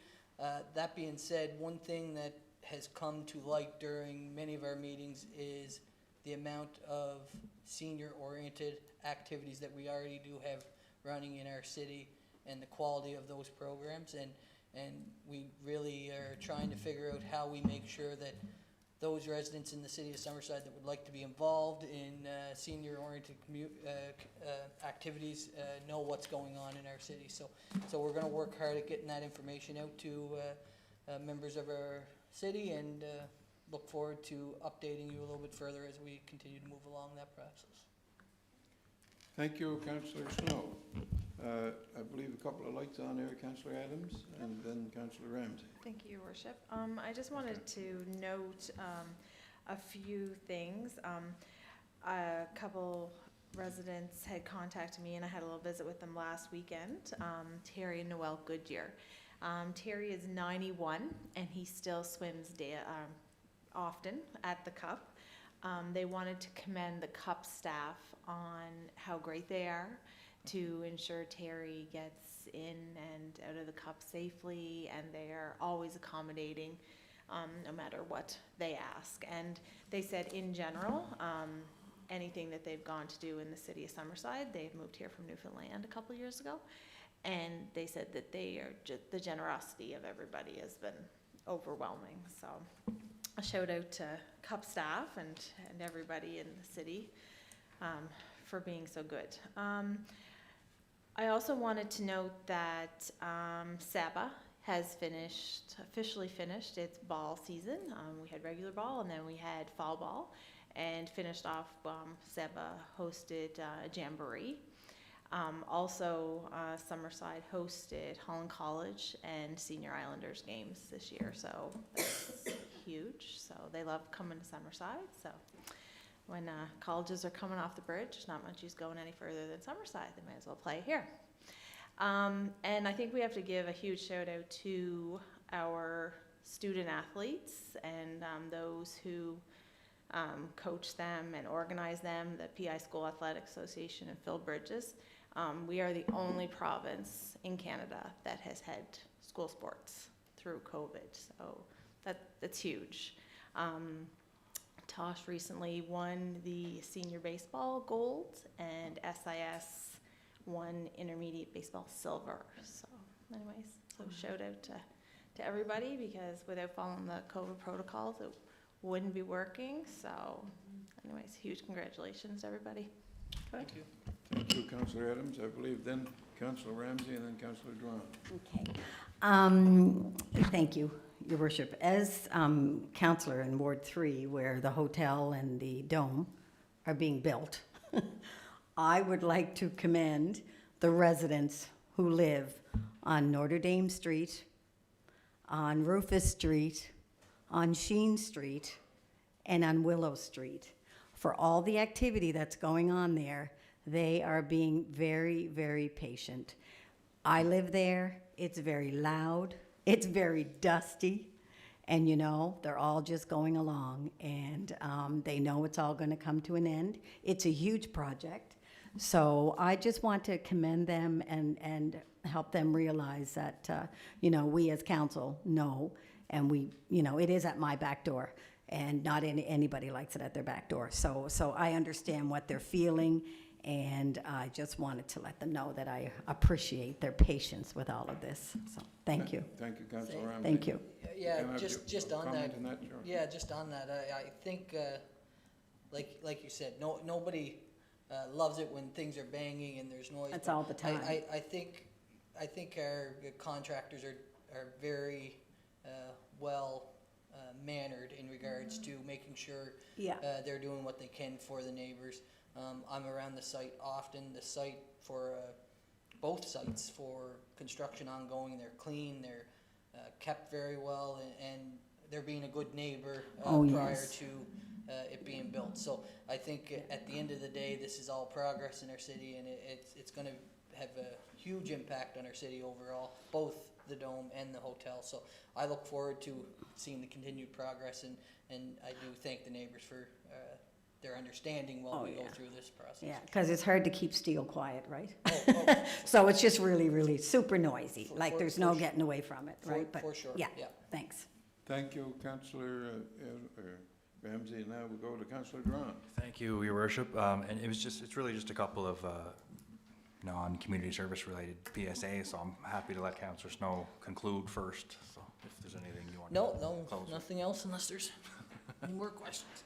Just a couple of things, I guess, that'll come to light before our next meeting in November, and one is, and I waited till the end in case somebody else was gonna mention it, but one is our municipal services department now have a poppy stencil, so people might notice. I think it's just one intersection. They're gonna be painting some poppies in advance of Remembrance Day on the crosswalks.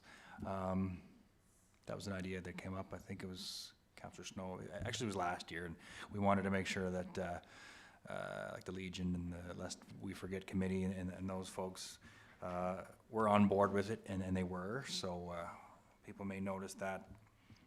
I think they're starting that very soon, if not immediately, just as a sign of respect for them. And it's going. I think it's going to be a Memorial Square intersection in Spring Street.